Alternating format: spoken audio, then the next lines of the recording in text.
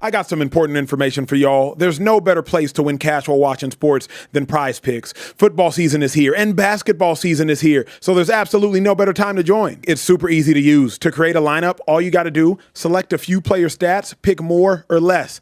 That's literally it. PrizePicks is available in more than 40 states, including California, Texas, my home state, and Georgia. But my favorite thing, PrizePicks is going to give you $50 in lineups when you make your first $5 lineup. What's that mean? Win or lose, you get $50 in lineups for free. Just download the app and use promo code SpeakEasy today. $5 gets you $50 in lineups. PrizePicks. It's good to be right. Hey. Ladies and gentlemen, welcome into the Speakeasy, sophisticated sports talk with the best in the game. We have a jam-packed show for you tonight, and I cannot wait to present all of the questions that you guys need answering to. I'm the large human being behind the bar, nicknamed Care Bear, Kieran Hickey Simple, and I am joined here today with the creator of this show, the man wearing non-prescription glasses, a man wearing some shoes that I don't know where they're from. They're probably Italian or something. I'm talking about Emmanuel Acho in the building today. We did not have to fight a power outage tonight. Yes, sir. It's about to be an epic show. Y'all could be doing anything, hanging anywhere. You're hanging with us. We don't take it for granted. Let's get it popping. Also joining us in the Speakeasy, a dude that played running back in the league, LaShawn McCoy. That's it. That's all I get, bro. That's it. I ain't mad That's at pretty much it, yeah. Pretty much it, yeah. you. He can't. Care Bear getting ready for Cancun. I ain't mad at it. I will enjoy the Cancun. We'll enjoy the Cancun. Cancun Bear. Also joining us here in the Speakeasy is the man in charge of the Super Chats, the man in charge of social media, the man in charge of everything that you have to say. Coming to us. Facts. Social Trey in the building. How we doing today, Social Trey? Listen, man, I'm feeling good. Ready to have a great show. We got some exciting updates for y'all, but not just yet. We'll get to those in a minute. But yeah, that's all I got. Oh, we do got an exciting update. Yeah, hey, we want to grow in the Speakeasy. So what we are going to do, if y'all drop a $200 super chat, you can send us a video, has to be 30 seconds or less. We will play it in the Speakeasy and respond to it in real time. $200 super chat, Social Trey's monitoring. We will play your video in the Speakeasy, respond to it in the real time. We want to integrate y'all even more so into the show. No hate speech, but you can curse out your teams. You just can't curse out people based off race, religion, social orientation, social economic status, all the things. Just keep it friendly in the Speakeasy. Care Bear, where we at? They definitely gonna come at me, for sure. I don't want to put a face to all the bear nicknames that I've been seeing in the chat. So I appreciate y'all for tuning in tonight. Look, Wait. What's the best bear name? Fuzzy Wuzzy Bear. my girlfriend chatted yesterday. She said Pookie Bear, so I'm gonna say that one. Shout out to my girlfriend. Salutation. Yeah, Get to the show. All right, sorry, my fault. We'll get to the show. Booming is crazy. Look, we have a lot to get to today. We got to start off with the Thursday night football matchup. We just saw an amazing comeback from the Seattle Seahawks. They win it in overtime after going for two, 38-37. Fellas, this game was incredible. Crazy. It was amazing. Crazy. The question for you guys is, though, Sam Darnold, a lot of people were doubting him. A lot of people were saying he's boo-boo trash. He's poo-poo stinky. He can't get it done. They did say that. They said that They verbatim. did. They still saying that. They still saying that. LaShawn Shady McCoy, how far can Sam Darnold take the Seahawks team in the playoffs? Did y'all watch the game? I did. You can win with that. They got lucky with this game. They played the Rams again. They're gonna get blown out. That was a crazy game, man. Like he was trying to everything in his power to lose the game. Picks, bad reads, holding on to the ball, taking sacks. He was trying in his power. I don't want to win this game. And somehow the Rams didn't put it away. So no, I do not trust Sam Darnold. I said this last year. I watched Acho argue me for hours and hours how Sam has turned the corner. He's a new person. He's a new man. And then we get to the playoffs, and Sam showed up. This game, big game, prime time, lights are bright. Sam showed up. The Sam that we know. I don't know who y'all know, but the Sam I know, the throw picks, seeing ghosts, that's the Sam I know. So I'm not trying to hate on Sam, but I got to be honest. If you trust in a guy like that in the playoffs, the number one seed, soon y'all play, because it won't be a first round exit, but soon y'all play, it's going to be soon y'all play exit. Cancun on 3. Ready break. Is that I mean, because everybody, like the running game, they doing their part. Yep. Jackson Smith, he's doing his part. Yep. Defense, majority of the time, they doing their part. Check. Sam's the only one that I feel nervous about. Yeah. Here's what's tough about this game. The Seahawks were the epitome of a football team today. Because the defense picked up the offense, the special teams picked up the offense. The defense, it bent a lot, but ultimately they won because the defense didn't break. They won because the Rams got into the red zone 6 times and they only converted 3 of those times. That's why the Seahawks won this football game. If the Rams turn all those fourth red zone integrations into touchdowns, it's blouses. Think about this for a second. Matthew Stafford passed for 450 yards. Sam Darnold passed for 270 yards. The Rams rushed for 130 yards. The Seahawks rushed for 170 yards. The Seahawks had 3 turnovers. Rams had none. And the Seahawks still won the game. Yeah. So this was a gigantic team performance to me. But if you are a Seahawks fan, You nervous. If you are a Seahawks fan, how can you watch this game today and relish, enjoy, knowing what Sam Darnold did? Yeah. Like, Sam Darnold had 4 sacks, took 4 sacks, and threw 2 picks. The last time the Seahawks played the Rams, Sam Darnold threw 4 picks. The last time we saw Sam Darnold in the playoffs, he took 9 sacks. When Sam Darnold played Week 18 before the playoff game of Detroit Lions, he had a 46% completion percentage, 1 touchdown, 1 pick. In Sam Darnold's biggest games, he still comes up short. So if you're a Seahawks fan, celebrate tonight, but sober up real quick. You ain't celebrating. You sweating like, oof, we got out that one. And in football, there's a lot of games where you play great and you lose that game. Yep. And there's games where you play terrible. Talk to him, and you find a way to win that game. Talk to him, 2-5. I think if you really watch this game, it was a punt return and a reverse that changed the whole game. And I want to put some blame on the Rams. Obviously on the defense, you got a really good defense. They got to seal that game out. But on offense, Sean McVay, you a great coach. And one thing you always been is aggressive. When you got a team down, put your foot on their neck. They start slowing up. Once you got the lead by double digits, y'all start running the ball. No. Run the ball, play actions, do the things you were doing. You got sometimes on the road against a divisional opponent, y'all going for the number 1 seed, you got to kick their ass. You can't get comfortable with the lead. And I think the Rams' mistake was they got too complacent and too comfortable when they got the lead. Look, I'll say this, though, too. I think y'all are being a little too harsh on the Seahawks fan perspective after this game. I think Seahawks. I'm hearing some mm-hms from back in the booth. All right, look, Seahawks fans had absolutely nothing last year. They had nothing the year before. They lost Pete Carroll, their Super Bowl winning coach. They go out here this season, and yes, Sam Darnold is a weakness on this team. I think they'll all admit that. But in 2 games against the Rams, the big bad Rams, who were the number 1 seed in the NFC, who they just took that number 1 seed off of, by the way. In those 2 games, Sam Darnold's thrown 6 picks. They're 1-1 in those games. If I'm a Seahawks fan, I'm looking at this and I'm saying, look, Sam Darnold, if you could just give me okay, if you could just give me average, this team is good enough to go win big games. And also, I understand Sam did not play a good game in regulation today. He did not. In overtime, they had every reason to fold right there. Sam Darnold had every reason to throw the ball to the other team, which we've seen him do time and time again, Shady. But what did he do? Dropped a dime to Cooper Kupp. Another laser in the back of the end zone to Jackson Smith and Jigba, and then an easy toss to win the game in overtime. I think it was an impressive performance, an impressive comeback from the Seahawks as a team. And yes, Sam Darnold is a liability to a certain extent, but you can win with him playing average. That's amazing. But here's the problem. What you had to rely on today was Rashid Shaheed scoring on a punt return. Mm-hmm. That's easily preventable. Yeah. Don't kick to him. You saw they did that the very next possession. You have to rely on the Rams having a 54-second offensive possession. Yep. They went 3 and out in 54 seconds. Yep. Like, you have to rely on a lot. So the dilemma, if I'm a Seahawks fan, again, I'm elated. I'm the 1 seed, and I'm the 1 seed, and I control my own destiny. I am absolutely in Jubilee, but I'm still reserved because I understand Shaheed ain't going to be able to take it to the crib every time. No. The Rams aren't going to give you 54-second possessions every single time. Yeah. Can you win with Sam Darnold? They've won 11 games, 12 games with Sam Darnold this season. Yeah. Obviously, you can win with Sam Darnold. But at the point in which Sam Darnold's 4 biggest games over the last 2 seasons, he has thrown 2 picks, he's thrown 4 picks, he's taken 9 sacks, he's at a 46% completion percentage, and these are 4 different games I just gave you all, by the way. Detroit Lions, playoff game against the Rams this year. Like, these are different games I'm giving you all.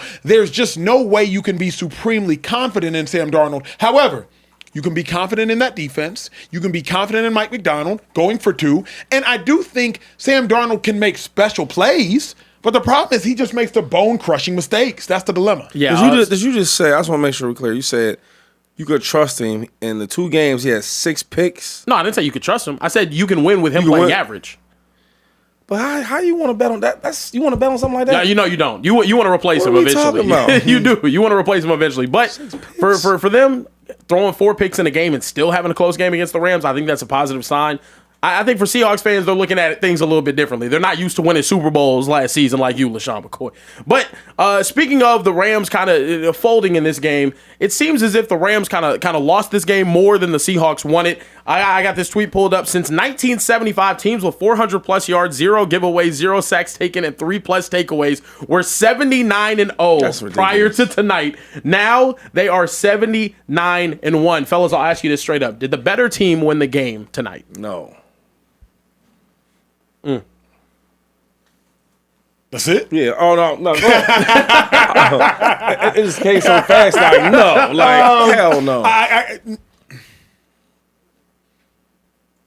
What you think? No. Oh, I'm about to say, don't think too long now. No. I mean, again, this is weird, right? You're asking former athletes this question. And the reason that's unique is because there have been games where I know I got outplayed and my team has won. And I go back into the locker room and I'm like, hey, we got away with that one. Yeah. We got away with that one. Like, we're not going into the locker room, going into meetings the next day, and coaches being like, yeah, we're a better team. We're going in there saying, we got lucky, we got to get better. Yeah. So this is former athletes saying, no, the better team did not win tonight. It's irrelevant because tomorrow, the Seahawks are the 1 seed. So who the hell cares what Emmanuel Acho says? Right. Who the hell cares what LaShawn McCoy says? Better team, who cares who the better team is? They're the 1 seed, the Seahawks are. But if you really want to talk ball and who I have more confidence in, I have more confidence in the quarterback that did not throw any interceptions. I have more confidence in the quarterback who saw the exact same blitz that Sam Darnold saw and he threw it away. Sam Darnold saw a 0 blitz, dropping defensive tackles, and threw a pick in the red zone. Matthew Stafford saw 0 blitz, dropping defensive tackles, and threw it out of bounds. I have more confidence in that quarterback. Yeah. I have more confidence in the quarterback that threw for 457 yards. I have more confidence in the team that didn't turn the ball over the team that did turn the ball over. I have more confidence in the team that scored on the first possession in overtime on the road than the team that did score, but they were at home. So I don't think the better team won today, but shout out to the Seahawks for getting it done. Yeah, nah, we gonna salute a win, but the best team didn't win. Like, first of all, you talk about turnovers. That's like the one area where it makes a bigger difference if you win or lose the game. And they had 3 turnovers to 0. Like, that never happens like that. And then if you play the same game, as sloppy as it looked, over and over again, the Rams should win 9 out of 10 times. But it's one of them games in football where you could play terrible and then find a way to win, and then you play great and find a way to lose. But the better team did not win today. We also have some breaking news. Seems as if Puka Nacua just tweeted immediately after the game, going at the refs, essentially saying, "Can you say I was wrong? Appreciate you, Stripes, for your contribution. LOL." Well, I'll go ahead and use this. That was really fast right after the game. I'll go ahead and ask you this question. I don't think he shouted. I think the pads were probably still on whenever he tweeted that. What do you guys make of, one, the Rams' Super Bowl chances after a game like this? Because losing a game that you had a 450-yard passer, 3 touchdowns, you took the ball away 3 times, you were up 15 in the fourth quarter. Yeah. What do you guys make of their Super Bowl chances moving forward? They don't move to me. Like, to me, I still have just as much confidence in the Rams getting to the Super Bowl as I did before today. Here's the dilemma now. Now the Rams might have to go on the road to get to the Super Bowl. That's why this game was so important. If the Rams played this game in SoFi Stadium 20 minutes from where we're recording this show right now, this turns into a blowout. When it's 30-14 in SoFi, Sean McVay doesn't tighten up. It turns into a blowout. You play this game in Seattle. While we're watching this game, Shady McCoy is like, bruh, you know how loud it is in there right now?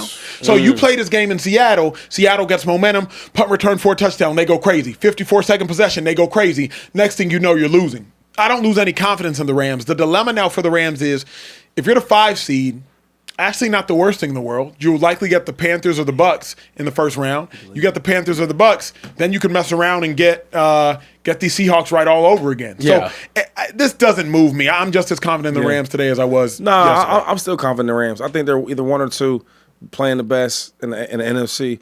I'll be thinking about like like watching the Rams, like, and then it's knowing who they are. Like, for example, Devontae Adams did not play today. That was a big difference. And, they ran like 3 tight ends almost the whole game, right? So you had to change the whole game plan, and you still should have won the game. They run the ball well. Defense let up a lot of points, which normally they don't do. So I still got a lot of confidence in them. Like, this game is, come on, man. Question for y'all. Obviously, I'm not biased, but I'm interesting because I'm actually a voter, MVP voter, that is. Matthew Stafford. He had maybe his best performance of the season statistically, but he lost the game.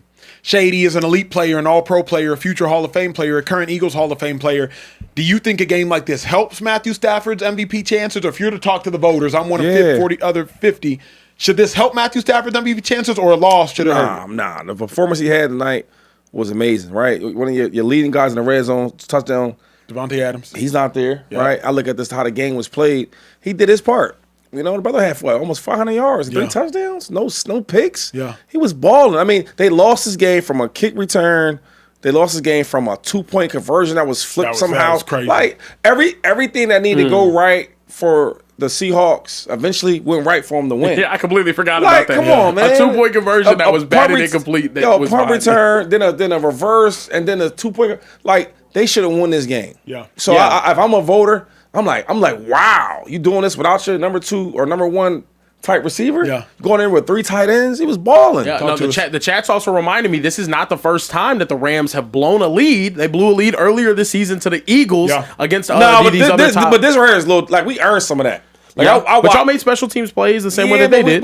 But we still kind of earned. This was crazy. Yeah. I think this was twofold. The Seahawks earned it, and the Rams helped him out. Yeah. But if you ever are going to mount a ridiculous comeback, you need it. You need that. It's not only going to be your own effort. The other team got to help you out too. They got to get dumb too. Like Sean McVay got dumb at the end of the game. Like Sean McVay, Sean McVay is going to wake up with so much regret tomorrow of how he dealt with the end of the game. Then the kicker missed a 30-yarder. It's like, come on, dude. Care Bear, answer the question I just asked Shady from a fan perspective. MVP. Well, one thing, it definitely doesn't hurt his case. It doesn't. I don't think your defense giving it up and then also your special teams giving up a punt return touchdown, I don't think that hurts his case. He did everything that he needed to do. They got stopped in the red zone a couple of times early on. It does help. I think it does help. Okay. I think it does help. You put up 37 points against one of the better defenses in the entire National Football League. And whenever you had to go do it in overtime, you went and got a touchdown. You just didn't get the ball second. So, it's tough. Puka had his best game of the season today. I just think... If he's on the MVP, there's something wrong with the MVP voters. Yeah, he has to win the MVP. If he don't win the MVP, it's something wrong with Acho and his homeboys. Oh, wow. If he don't win the MVP, it's something wrong with Acho and the crew. Like, how the hell he can't win MVP? Who gonna win it? That dude been kicking ass all year. He's been going crazy. He's 40 years old. Yo, he's in my draft class. You know what I mean? He's still playing with these young boys, still balling. He has 40 touchdowns and 5 interceptions. Come on, dog. Bro, that is 40 touchdowns and 5 picks. And he got 3 more games. And at 37 years old. His team is a game back from being number 1 in seed. Yeah. Let me ask y'all this in regards to that. You and your homeboys. He's gonna lead the entire league in passing yards too. Dang. Yeah. Lead the league in passing yards. Lead the league in passing touchdowns. And only 5 picks. Yep. 40 tugs, 5 picks. Yep. What's that TD? That's 8-1. Yeah. God. Dog. Yeah. Come on, bro. It's him. It's got to be him. I understand Josh Allen, Drake May, cool. No, it's Matthew. But here's the dilemma though. Last year, Lamar Jackson. No, this is anti-Acho. Okay. But what everybody says, last year Lamar Jackson had 41 touchdowns, 4 interceptions, and it went to Josh Allen. Yeah. So that's what people are going to argue. Is Josh Allen having the same season this year that he did last year? No. Right. That's the difference. Not to me. Now, if Josh Allen runs a table, ends up as a 1 seed, the Broncos fall off, the Patriots fall off even further, all of a sudden you look up and Josh Allen finishes the year with 45, 47, 48 touchdowns. Yeah. You know what I mean? 10 picks. So he's at what? He's at 40 touchdowns total right now, 40 touchdowns total, I believe. Yeah, I mean, already. Yeah, already with 10 picks. But I also just think it's Matthew Stafford's year. It really just is. Last year you had Josh Allen throw for 28 and 6, plus he had another 15 on the ground, or he had another 12 on the ground. Oh no, actually Josh is only at 37. Right. They were tied before coming into this week. Let me ask y'all this. Yards at? We got to. He had 3,200. Yeah, right now. He's top 10. He had 3,700. Yeah. We got to comment on this. Bring back that Puka tweet. That's what I was gonna go to next. Is Puka out of line in y'all's mind? Well, let's talk about it a little bit more. refs cheated, Puka, bro. the past week, went on stream with these two guys, Aiden Ross and Neon. Ended up trying to get into the facility. Neon, that's what I was saying exactly. earlier. Yeah, got into a lot of trouble. Ended up doing a dance, hand gesture, whatever it was. Rich Eisen was talking about. It was apparently very, very offensive to the Jewish community. It's been a lot of drama. Obviously, he had an amazing game today, but then right afterwards, going out and tweeting this. Are you guys concerned about Puka's behavior in any way? I am a little bit. I know Shady finna get mad at me. I am a little bit only because Puka came in as this uber humble, hardworking, no trouble, no drama on or off the field, older. I think he played at BYU star. Came into the league, super mature, no drama, no nothing. He was just quiet, second fiddle to Cooper Kupp, was going to do his work. He was kind of that janitor player I refer to, the person that's a thankless player, does all the work, grunt work, gets no credit. Bro, these last 24, 48 months, 12, 24 months, Puka done changed up. He got drama off the field. You know what I'm saying? It's hitting, it's hitting the timeline, hitting TMZ. You know what I mean? Relationally. He got drama with Sean McVay. Had to apologize to Sean McVay for trying to bring in the little streamer people. You had to apologize earlier today to the Jewish community for an anti-Semitic gesture. His brother, I believe, stole a vehicle from a Lakers player just yesterday or 2 days ago. And they found that out because he took it to the valet. His brother at the UFL game, slapped the fan a year or 2 years ago. And then Puka today charging up the refs after calling out the refs. I just think we're watching Puka deal with success. And on the outside in, it looks like it's getting to his head. This is just a psychologist in me speaking. Shady shaking his head. 2-5 speak. What? Yo, I know the chat was like, huh? We the cops now? Damn, the brother can't feel himself a little bit. Is that a crime? If he was a quiet Uber guy and all that, BYU, now he's in LA and he feeling himself. I actually know Puka, right? And I hung out with Puka a couple of times. And Puka is one of the most nicest kids you gonna meet. Ain't nothing wrong with getting a little swagger. He got good hair. What we talking about? Listen, I can't talk about his brother. I don't know what his brother did, stole, what he did. I'm talking about Puka. Sometimes as athletes, man, we having fun, we doing things, we might listen to people, and we be acting out of line, and we don't even know what we doing. I think when people say, hey, don't do this, don't do that, don't do this dances, that's all my fault, because I know Puka ain't trying to do nothing. He enjoying himself. We all been there where we get in trouble with the head coach. I guess that's part of it. Yeah. He's a good kid. He's living his dream in LA. I think Puka has been a little unhinged, but it's also just Puka starting to act like receivers. Yeah. When do you know the receiver in the National Football League? We saw the video on the boat this past offseason of Stephon Diggs. Yeah. We've seen how receivers act. See, that's real quick. I'm not saying this is the same thing. I know, but I'm saying like when I look at receivers that have that stigma of being that he don't even fit that criteria though. But now he does. No, but he don't. Shady. He still doesn't. He still doesn't all the way. But this is starting to reminisce. Shady, you got to remember. And again, this doesn't matter. We just talking. It's a show we do. We just talking. This isn't condemnation on his character. I'm not condemning him to a different afterlife. I'm just saying, Puka, rookie, sophomore year, quiet, drama free. Bring your daughter home to meet the parents. Is very different. It's very different than Puka. If this is the way unhinged Puka is playing, give me all that crazy stuff. I'm not gonna lie. But I'm saying what person's not the same? We had a conversation off air which blew my mind about y'all three. And y'all been different since freshman year to senior year, right? Everybody's different. Yeah. You mature, things happen. But this doesn't look like maturation. But what I'm saying, your freshman and sophomore year to your junior and senior be different. You acting like he out here acting crazy. He's not. Nah, he's no. But at the point. But Shady, let's reel it in. It's a slippery slope. You have to apologize to the Jewish community, which is not a community I would try right now. Well, he made. Okay, stop right there.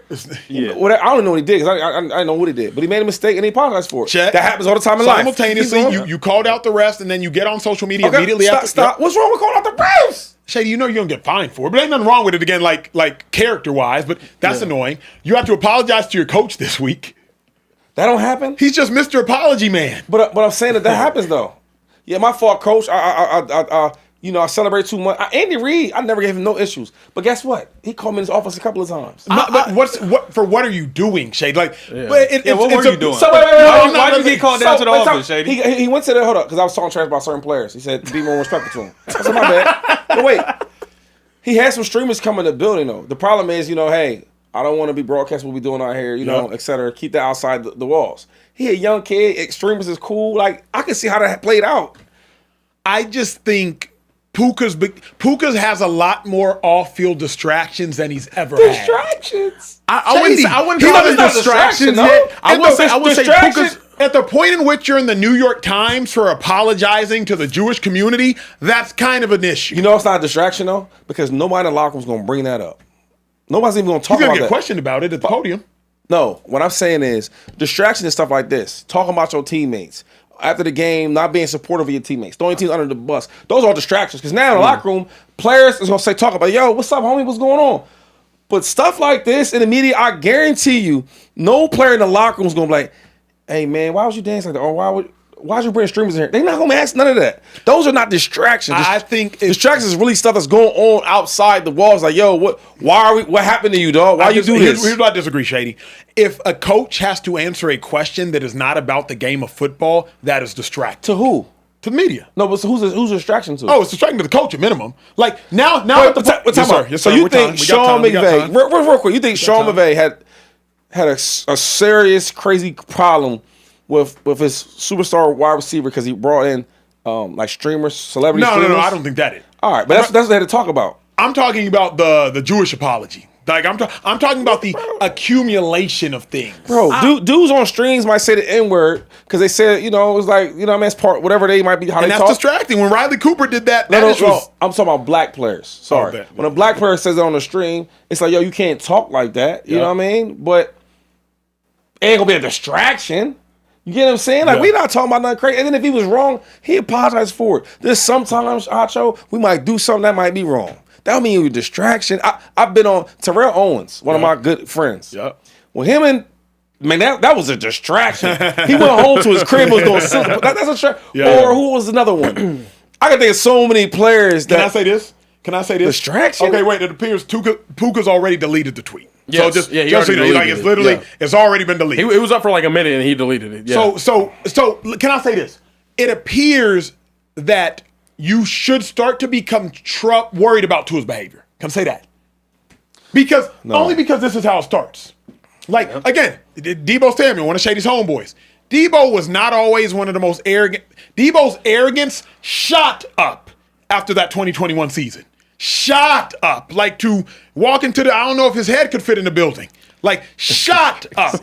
And so I say that to say, when people start to feel themselves a little too much, things can change. Now, Puka got busy today, so I ain't saying about that. I'm just saying. If this was the change, I'm okay with the change. He's a real good, he a real good kid, though.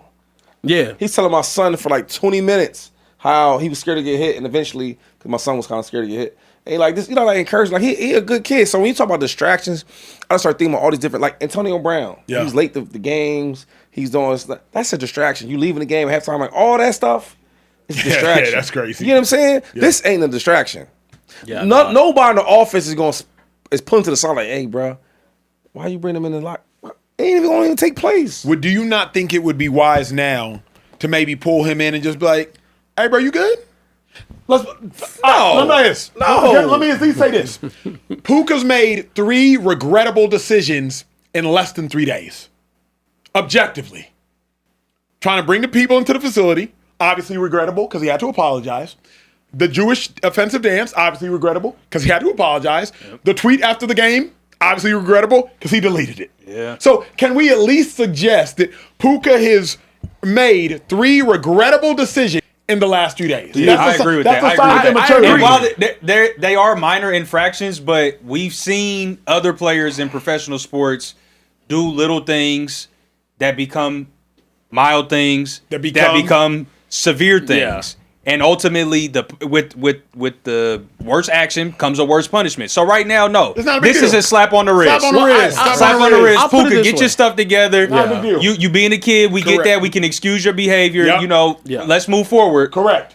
But let's not fall down this slippery slope. That's Because all I'm that's what saying. you Yeah, are right now. yeah. Stop on the wrist. I got Lieutenant Trey, Officer Acho. Oh my gosh. The Speakeasy Police. Yeah, they're here. Look, That's crazy. I'll say That's this. crazy. I'll say this. Do you agree with him? Don't let him punk you into disagreeing. Yeah. Don't Don't just you take into things disagreeing. out. Just cause. He has made 3 regrettable decisions in the past 3 days. Thank you. But That's do how I you have stand character 10 toes concerns about Puka Nacua? No, I really don't. No. I also think this is just like it's interesting now. And Shady, this is the thing. What's the thing? He went from being a player that you had nothing to say about off the field. Nothing. Like nothing to say about off the field to now in the past week you have multiple times where he's making headlines off the field. Okay. That's a difference. Do I think it's that Jesus. troublesome? He ain't no. Jesus. He ain't No, I Jesus. understand. He's All right. 24 years old. I'm not Right. saying he's bad. He ain't I Christ. think you're taking us I think you're taking it as us saying he has character concerns now and he does not, bro. Well, I don't think he does. He's a good dude. Y'all ain't saying he's a good dude like that because you got all this. Nah, I think he's a good dude. You know what? If we was in the locker room, hey, you was in the locker room with me. Yes, sir. If we in the Talk to me. locker room and we had a table and it's 53 players, do you think 53 players would be, or 49 players would agree with y'all? Or they look at y'all like, what? They might look at us like, what? Okay. Because that's what I'm looking at y'all like. But I'm not speaking as player Acho. I'm speaking as general manager or ownership Acho or Sean McVay Acho. You think the owner and the manager is thinking like this? I think they're probably like, hey, be mindful of what you do. Be mindful of what you do on live streaming. That's I think right now. I feel like I'm sitting in a Catholic school and I'm around three principals, 2 nuns, and one. Why did I get roped into it? I was on your side. And now I got detention for 2 weeks. That's crazy. This is crazy. He's saying we narcs. Yo, That's crazy. the chat. that's crazy. The chat. Help me out. I'm telling you, stuck between a rock and a hard place. I need the chat. But see, the chat, comment. don't let Shady punk you. How I'm punking him? What Shady tried to do is like- he tried to call accountability let's to get a poll cops. on that one. Let's get a poll on that You one. know what I'm saying? Like, Yeah. Shady tried to call accountability to cops. Don't let him do that to you. You can't do that. Don't let him do that to you. You can't do that. We might get Rashid Shaheed in the speak. snap. We might. Oh, yeah. We might. That'd be lit. Save the day. Or we might get Nick Emmanwori in the speakeasy. No bet. We might. I don't ever know what's going down. Let's keep it pushing. Look, keep it pushing. Let's get to the super chats. We got a lot of super chats. And they better be honest. That's been going down. So, listen, Brand's Book sent a $50 super chat and said, hey, Berenstein Bear, in 2023, your trash Cowboys had 9 All-Pros and Dak fumbled the bag. I always say that one. Jalen won a Super Bowl with 6 All-Pros. Oh. Your bum quarterback could never be like Jalen. He could never. Cowboys Super Bowl drought will continue because Yup. of fans like you Yup. who meet mingle. Bounty Bear. Hold on. He would not trade last year's Eagles roster for the 2023 Dallas Cowboys roster. He wouldn't do it. Yes, he would. He would not do it. He just you said would not do that. He just you said would he not would. do it. All right, let's. You would not do that. You would not trade if Dak Prescott that's- had that team last year and Jalen Hurts had Confused the 2023. Bear. We'll He see. just said he would do that. All right, he wouldn't do it. He would not Listen, do it. Dominic Scott sent a $20 super chat and said, Shady, keep that same energy. Jalen Hurts had 5 turnovers and lost by 1 score, but that don't matter. Sam had less than that in 2 games against the Rams and lost by 1 score with the chance to win the first one and got the dub today. Jalen Hurts had 1 bad game of 4 picks. That's not what he does. But Sammy, that's what he do. What do you see out there? He throw picks and see go. Oh shit! Oh, everything. He be calling the place. Say, oh shit. He be like red 40. Oh, he always scared. Get the hell out of here, man. Jalen Hurts is never ever in the same conversation. It's a missile. As Sam Ghost Bear. Ghost Bears. So TRX Daily said, kind of feel bad for Loser Bear. Damn near 30 and never seen his team win nothing. Go Birds. I'm not Go damn near Birds. 30. I'm 27. That's the damn rest of near these people 30, in here. brother. Yo, That's the rest of y'all heads. I thought let the chat. Because ever since I can make all these names up for Bears, they come with some new ones and some new creative ones. Yep.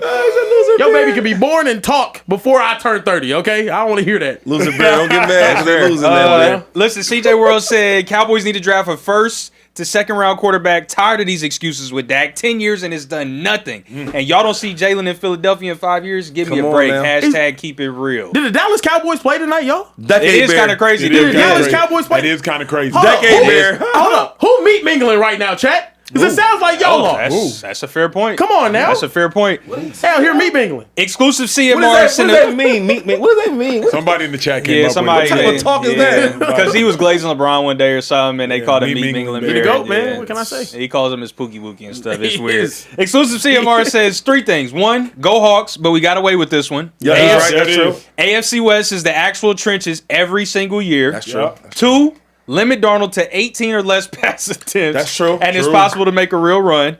3, fire Kevin Stefanski ASAP. Long live the Speakeasy. Yo, can we get him a job? Shout out. Yeah, that was. Who was that? Who was that? That was exclusive CMR. Yo, you opposite of the Cowboy. You know what you're talking about. Oh wow, ain't no Cowboys fan. That's crazy. This is wild. People Mambo said, I'm currently mopping the bathroom at work and watching. I watch every VOD. I don't really get time to catch the lives, working 18 hours a day. Hey. Sheesh. Sound like me. Yeah. We're going to clap it up for that. Appreciate you, brother. Yeah, Acho has me on a similar work schedule. But y'all are my favorite to watch when it comes to ball. Appreciate all of y'all. Appreciate it, people. Mambo. She's like a strong black woman. Jake. Strong black woman right there. Facts. Jake Seibel said, what up, y'all? Shady to go. We fact check everybody. After Eagles won against the Raiders, Emmanwori said that's the first win Eagles have without Jalen Carter. He got suspended opening day against Dallas for spitting. You're right. We appreciate accountability. We appreciate accountability. That's the difference between us and them other shows. We got receipts. We're accountable. That's facts. Last one I got, Ant2366 said, MVP odds leaders keep blowing leads. May and Stafford fade late, while Bo Nix has 7 comeback game-winning drives and delivers in the clutch. Best record in the league, yet the media rewards stats over wins. Mr. MVP voter. Balls in your court, brother. You ain't thinking about it. Balls in your court, brother. Here's my thing. I can't call the fade late on Matthew Stafford. Drake May, you want to say that? That's fair. Like Drake May in the second half, that's fair. Matthew Stafford, I can't suggest he faded late. I think Sean McVay's play calling got way too conservative. At the point in which you get in overtime and you march down the field on the road in Seattle and you instantly go get 7, I can't really say. He also had now, 3 drops. Now, what if they're saying? Yeah. What if they're saying fading late in the season? Like they've been well all season. Yeah. But Like Stafford ain't really fade late. Stafford ain't faded late. Like you see him last week. 457, 3 tugs, no picks. Like that's probably more yards and no more touchdowns without a pick than any quarterback's done all season. Yeah. And he did it like it's a regular Thursday. Yeah. Yeah, I know. Hey, remember, $200 super chats, send the video, and we drop in y'all's videos during the show and respond. And you drop a $200 super chat, you send us a video. What's the email address? Video@EmmanuelAcho.com. Make sure you spell it right, too. 2 M's. You feel me? Listen, I got it in the chat. It's pinned in the chat. Send your video. Keep it PC. No hate speech. No hate speech. No, none of that. Hate speech. Just keep it clean. Keep it regular. Send a $200 super chat with your email in the body of the text, and we'll get you posted on the show. Care Bear, keep it rolling. Look, we had a super chat about Kevin Stefanski being fired. We did. Let's talk about Kevin Stefanski and Let's do Shedeur. Michael Irvin, everybody's favorite, had a quote be released, and he said, I hope Shedeur is looking at Caleb Williams and saying, man, he was having the same kind of rough season his first season, but they brought in a coach, and that coach has taken a system and put it around his talent. You guys think that Shedeur Sanders needs to have Kevin Stefanski fired to be able to have some success? And then also, will Shedeur get Kevin Stefanski fired? No. I think that Kevin Stefanski as a coach, is the best thing for Shedeur. X's and O's. Strictly football. You want to start talking interpersonal? Different conversation. I rock with y'all. But as a coach, Kevin Stefanski has proven to be able to lead quarterbacks to the playoffs. Baker Mayfield, Joe Flacco. He's proven that as a coach. So I believe that what the Browns have and have historically had under Kevin Stefanski is perfect for Shedeur. Run first, play action off of it. Run first, play action off of it. Take shots. Run first, play action off of it. I do not want to see Shedeur Sanders in his college-style offense spread out, passing the ball 40-plus times a game, taking 4 to 7 sacks a game. I don't want to see that. I want to see the Browns lean on Quinshon Judkins, who I believe is an absolute superstar in the making. I want to see them lean on Harold Fannin in the play-action pass game. I want to see them lean on Jerry Jeudy along with hopefully a number 1 wide receiver in Carnell Tate. And I want to see them run an offense that will allow Shedeur Sanders to develop as his talent and as he mentally matures and develops. I do not think separating Shedeur and Stefanski is the best option. I think that's the easiest option. I think that is the low-hanging fruit option. I think you look Sit them two down in your office, Jimmy has them, and you say, both of you all are a part of our future. Let's make this work. Let's figure it out. I'm confused, Acho. Why are you confused, 2-5? You always speak about Kevin Stefanski like they need him. They should want him. Has he been good last year as a coach? No, sir. Okay. No, sir. Has he been good this year as a coach? No, sir. So you've been bad for 2 years straight, and he wants to keep you for who? For what? For who? For what? Ricky Waters made that book. I thought y'all would get it. Anyway, there's nothing that make you want to bring him back. And you don't like the future of the other teams? Everybody in the city, all the coaches, all the people for the Cavs, everybody on the team, they love Shedeur Sanders. But you, coach. Seriously, so it's like, why would we keep him around? Every time he has interviews about Shedeur, it's always negative. He says the bare minimum about him. There's no reason to keep him there. It's time for Kevin Stefanski to roll. This year, you brought old Joe Flacco in the building to be your starter. Then you trade for Kenny Pickett. Then he leaves. Then Joe leaves. And then you draft a third-round quarterback who wasn't better than the fifth-round quarterback. Now he's on the bench. Now your fifth-round quarterback is the Yeah. You see where I'm going with this? I just don't understand the Give affinity for him Simmons. the walking papers. You ever break it with a girl? Talk to me. Right? I'm not like, I'm very emotional and I care about people's feelings. Yeah, you good man. So always text the girl. Things that work out, it was more me than you. Yeah, it's not you, it's And me. right now, I want to honor you with your walking papers. Yeah. That means, can you please leave here immediately? But I'm doing it in a polite way. Get Kevin Stefanski the hell out of there, man. Here's my thing, and it's going to be fascinating, right? Baker Mayfield was the best version of himself with Kevin Stefanski. Interception percentage, touchdown percentage, win-loss record. Baker was the best version of himself with Stefanski. I believe he had 28 touchdowns to 6 interceptions. I know Kevin Stefanski can get the most out of quarterbacks. I don't want to see them part because they don't get along. I'm about to personalize it real quick. Let me look at 2-5. Let me look at 2-5, Taylor. Let me look at my dog 2-5. Please, that's LaShawn McCoy for those in the back. Thank you. Chip Kelly got the most statistically out of Shady McCoy. He did. Period. All-pro, led the league in rushing yards. The system fits Shady best. And this coming from a defender. No bias. I'm not too far in the forest to see the trees. Got the most out of Shady. Chip and Shady ain't get along. So as a result, Shady went on to go do the greatest of things. Shady still ends up in the Eagles Hall of Fame. Chip ends up being a, no-name NFL coach, though he wins the national championship at Ohio State. But if Jeffrey Lurie could have just looked at Chip and said, Shady's that good, figure it out, the Eagles would have been better off. But instead, Chip's ego, Chip's arrogance, Chip's lack of being able to understand the culture got in the way. Shady goes on to Buffalo, becomes an all-pro. The rest is history. Kevin Stefanski, you've gotten the best out of quarterbacks before, most notably Baker Mayfield. Baker's never won 11 games without you, Stefanski. He's never had his touchdown-interception ratio like that without you, Stefanski.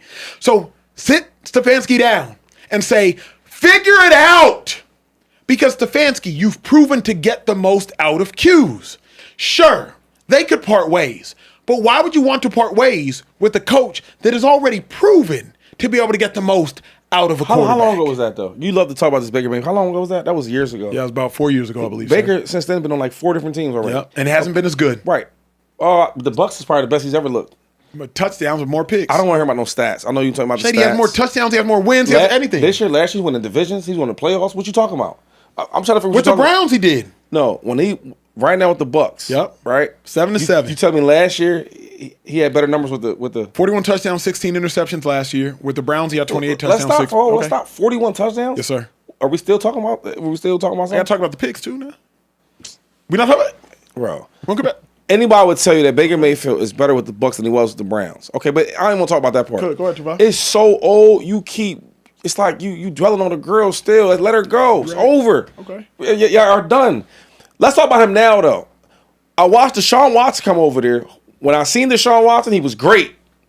When he played for the Houston Texans, no matter who the wide receiver was, he was great. Yeah. He comes to the Browns under Kevin Stefanski. What do he look like, Acho?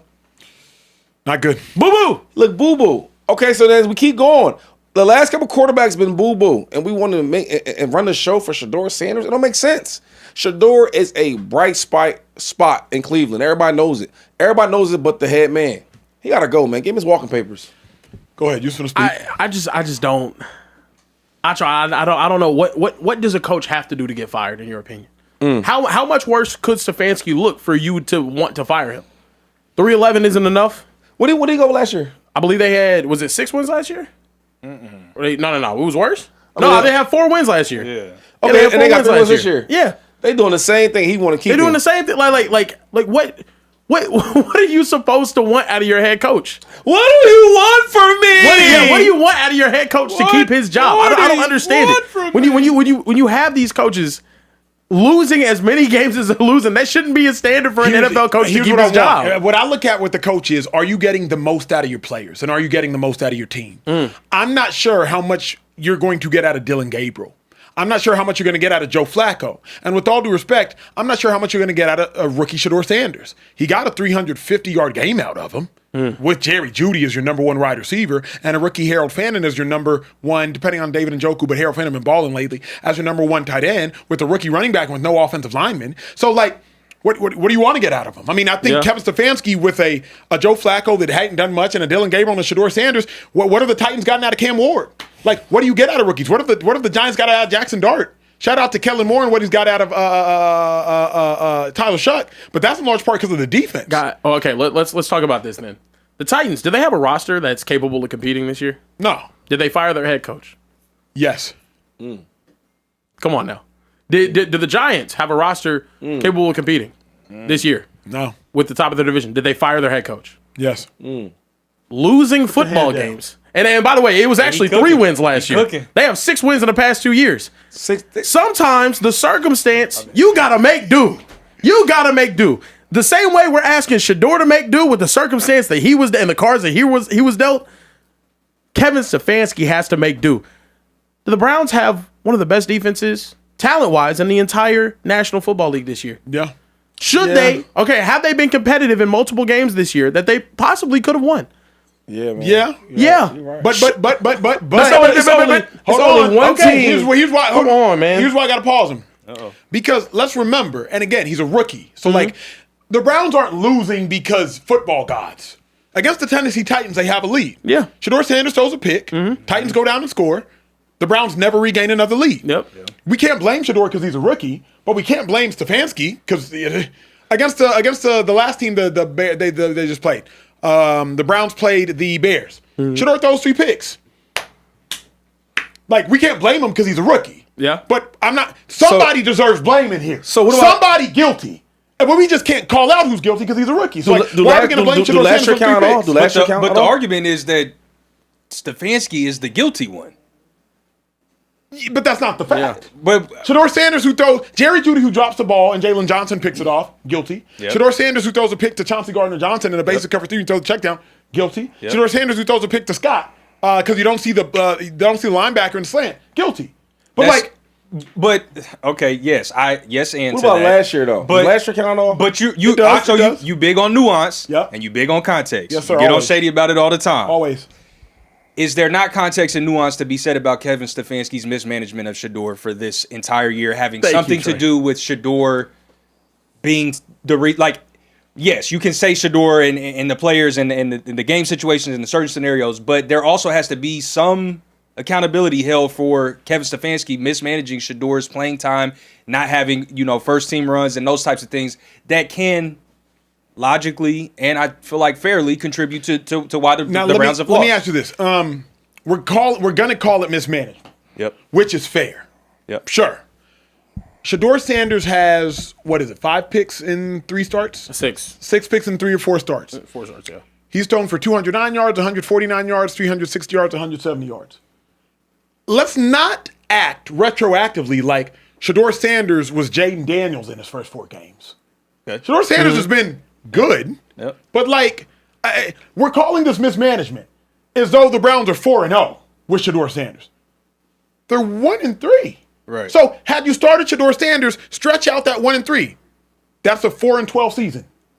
The Browns are 3-11, 3-12. Like I just want to make sure we all when people start talking about Shedeur, we put this mystical God wand over him. He had a phenomenal game against the Titans. Unfortunately, they lost. Yeah. So, like, he's mismanaged it. We're acting as though, like, he benched Jaden, rookie Jaden. Right. Question for you, though. Talk to me. Out of all of Nick Emmanwori, we're getting him in about 10 minutes. Okay. Let the world know on social media. we'll do. Don't make sure you spell his name in the back. He's Nigerian. We do not insult Nigerians outside of Emmanuel Acho on this show. Yeah, we definitely insult Emmanuel Acho about to do right now. Don't say we. Speak for yourself. Okay, I like fault. my paycheck. So, this season, out of all of the quarterbacks that have started for the Browns, the Dylan Gabriel, the Joe Flacco, and the Shedeur Sanders, who would you say has looked the best? Shedeur's ceiling has been the highest, and his floor has been obviously the lowest. So it depends how you want to look at it. His floor has been the lowest? 0 touchdowns, 3 interceptions. That Chicago Bears game was lower than anything Dylan Gabriel did or Flacco. I mean, a ball goes off of a touchdown pass ends up in an interception, and it would have been 2 interceptions, which is like I disregard that when you saw the game. Like, okay, I hear you. It wasn't a good game. I'll ask you this though: that young rookie quarterback that has the highest upside, maybe the lowest downside, right? Do you not think the coach should be responsible for not starting that guy for 10 games of the season in which you amassed a 2-8 record? They have 8 losses on their record. Maybe you could have 4 or 5 wins right now instead of the 3. Maybe you could have 6 wins instead of the 3 if you actually gave the guy first team reps. I don't know. But during the preseason. I don't know. Okay. During the actual season. The same way you did with Dylan Gabriel, and then you benched him anyway. Here's my thing, though. Deshaun Watson didn't start the first 6 games of his rookie year. Bill O'Brien didn't do it.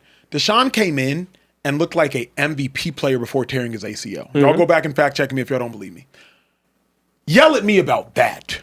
That's worthy of yelling at me. Okay. Deshaun Watson came in after week 6. I believe he had 16 touchdowns, 4 interceptions in like his next 4 or 5 games. What were you doing, Bill O'Brien? You started, maybe it was TJ Yates. Care-Bear, you have to help me. You're the almanac. Like, what were you doing? You started this slappy over Deshaun Watson? Yell at me about that.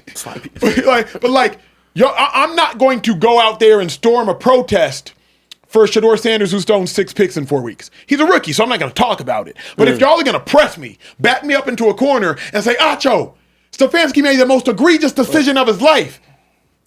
For that? Yeah, like, y'all yelling at me for that? But the thing is, you only talking about this year, bro. They drafted 4th pick last year. They won 4 games last year. They had three games last year. They're 3-14. It looks like they're going to win another 3. They won 3 last year? Yeah. This year they're going to win another 3. So I ain't even talking about Shedeur. Let's put Shedeur to the side. Yeah. My thing is, the question was, is he a good coach? Which we know he's not. The question was, should he stay there next year? And we know he shouldn't. So what I'm saying is, I don't even want to talk about Shedeur. Yeah. Since you've been in Browns coach, you had 1 good year?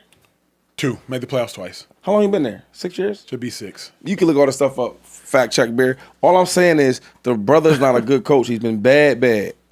Every year they're picking in the top 5, and you're talking about giving another chance. Why? For what? If I'm Shedeur, I don't want you coaching me. You a loser. All you do is lose. For real. You lose. I don't want to be around you. I hate the way you smell. I don't want to be around no losers. Let's get Shedeur around some winning coaches. That's all I want. Can we be honest though? Go ahead. I was honest. In what world? I want you to imagine this, right? Okay. You have a head coach in 2023. Y'all go to the playoffs. Y'all get blown out in the playoffs 45-14. The next season, y'all win 3 games. The season after that, you win 3 games in a 17-game football season. 6 games in 2 years. Regardless of the situation, most franchises are going to say, hey, we're going to move in another direction. The time you did take us to the playoffs last, we got smoked. 45-14. It looked like Tulane and Ole Miss is going to look like this Saturday. Don't use that as an indictment. Come on now. It's bad. As a LeBron fan, don't use making the playoffs and getting smoked as an indictment. Ooh. As a LeBron fan. And the reason I say that is... As a LeBron fan? I hate when people Did he just make the playoffs or did he go all the way to the finals? Don't use that. Let's not do that. It was the finals. Let's not use what should be crowned as victory as an indictment. Like he made the playoffs with 5 different quarterbacks. He won Coach of the Year that year. That's the most impressive thing a coach has probably done in the last 5 to 10 years. And he followed that up with straight butt cheeks for 2 seasons. Fair. I'll give you that. I just be fair, Care Bear. That's all I'm saying. Don't come out here and try to. hear you. Look, you are getting sleepies. Okay. Hold on. No, let's really talk about it. Let's really talk about it. Hold on. But where'd he go though? We got Emmanwori calling now. We got a caller. caller. We have a caller. Seahawks rookie. Phenom calling right now. You never know who you're going to get in the speakeasy? Never know who you're going to get in the speakeasy. Let's see. You never know.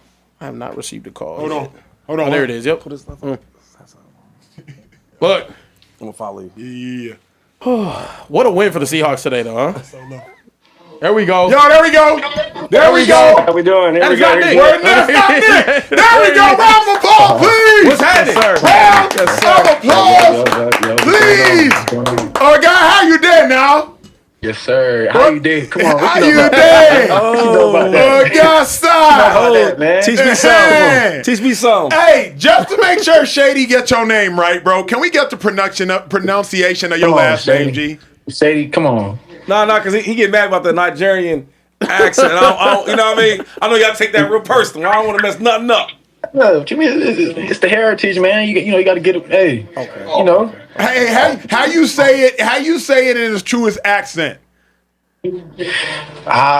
It's really Emmanwori. That's how my dad said. It sounds. That's why he play like that. It sounds like, you know what I mean? Okay. Hey, let's get to the game, bro. You balled out. You usually do. 11 tackles, 7 solo. What y'all did defensively, y'all bent, but y'all did not break. How did you feel about the team's performance? For sure. I mean, honestly, we put out the dub, man. I ain't gonna lie. But on offense, on both sides, we did what we had to do. These type of games you got to play, especially going into the playoffs. Gritty game. But on defense, we gave up a little too much than what we normally would want. But they got a little bit too many passing yards, a little bit too many rushing yards. But at the end of the day, we just had to get the dub, secure the number 1 seed. Bro, take me into your mindset. The score is 30-14. The game is over. It's over. There's 9 minutes. There's 9 minutes, 52 seconds left. The Rams got the ball. Y'all go 3 and out. What's your mindset when it's 30-14 with 9 minutes left? What's your mindset? Is it blouses in your mind? Are you like, hey, defense, it's time to turn up? What's your mindset?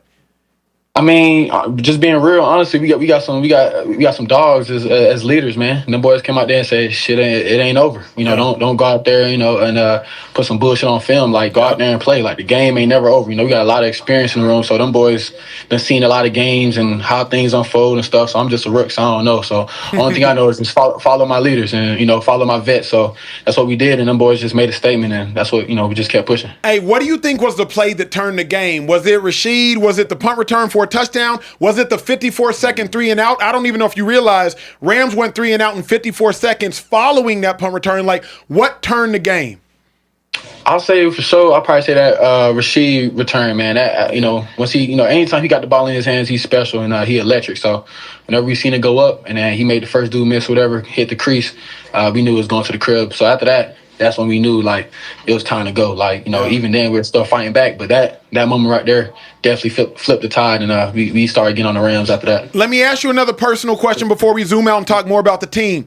You've been balling this year. You're a rookie. Do you have your eyes set on Defensive Rookie of the Year? Is that something you think about? Is it something you care about? Is it on your vision board? Talk to me.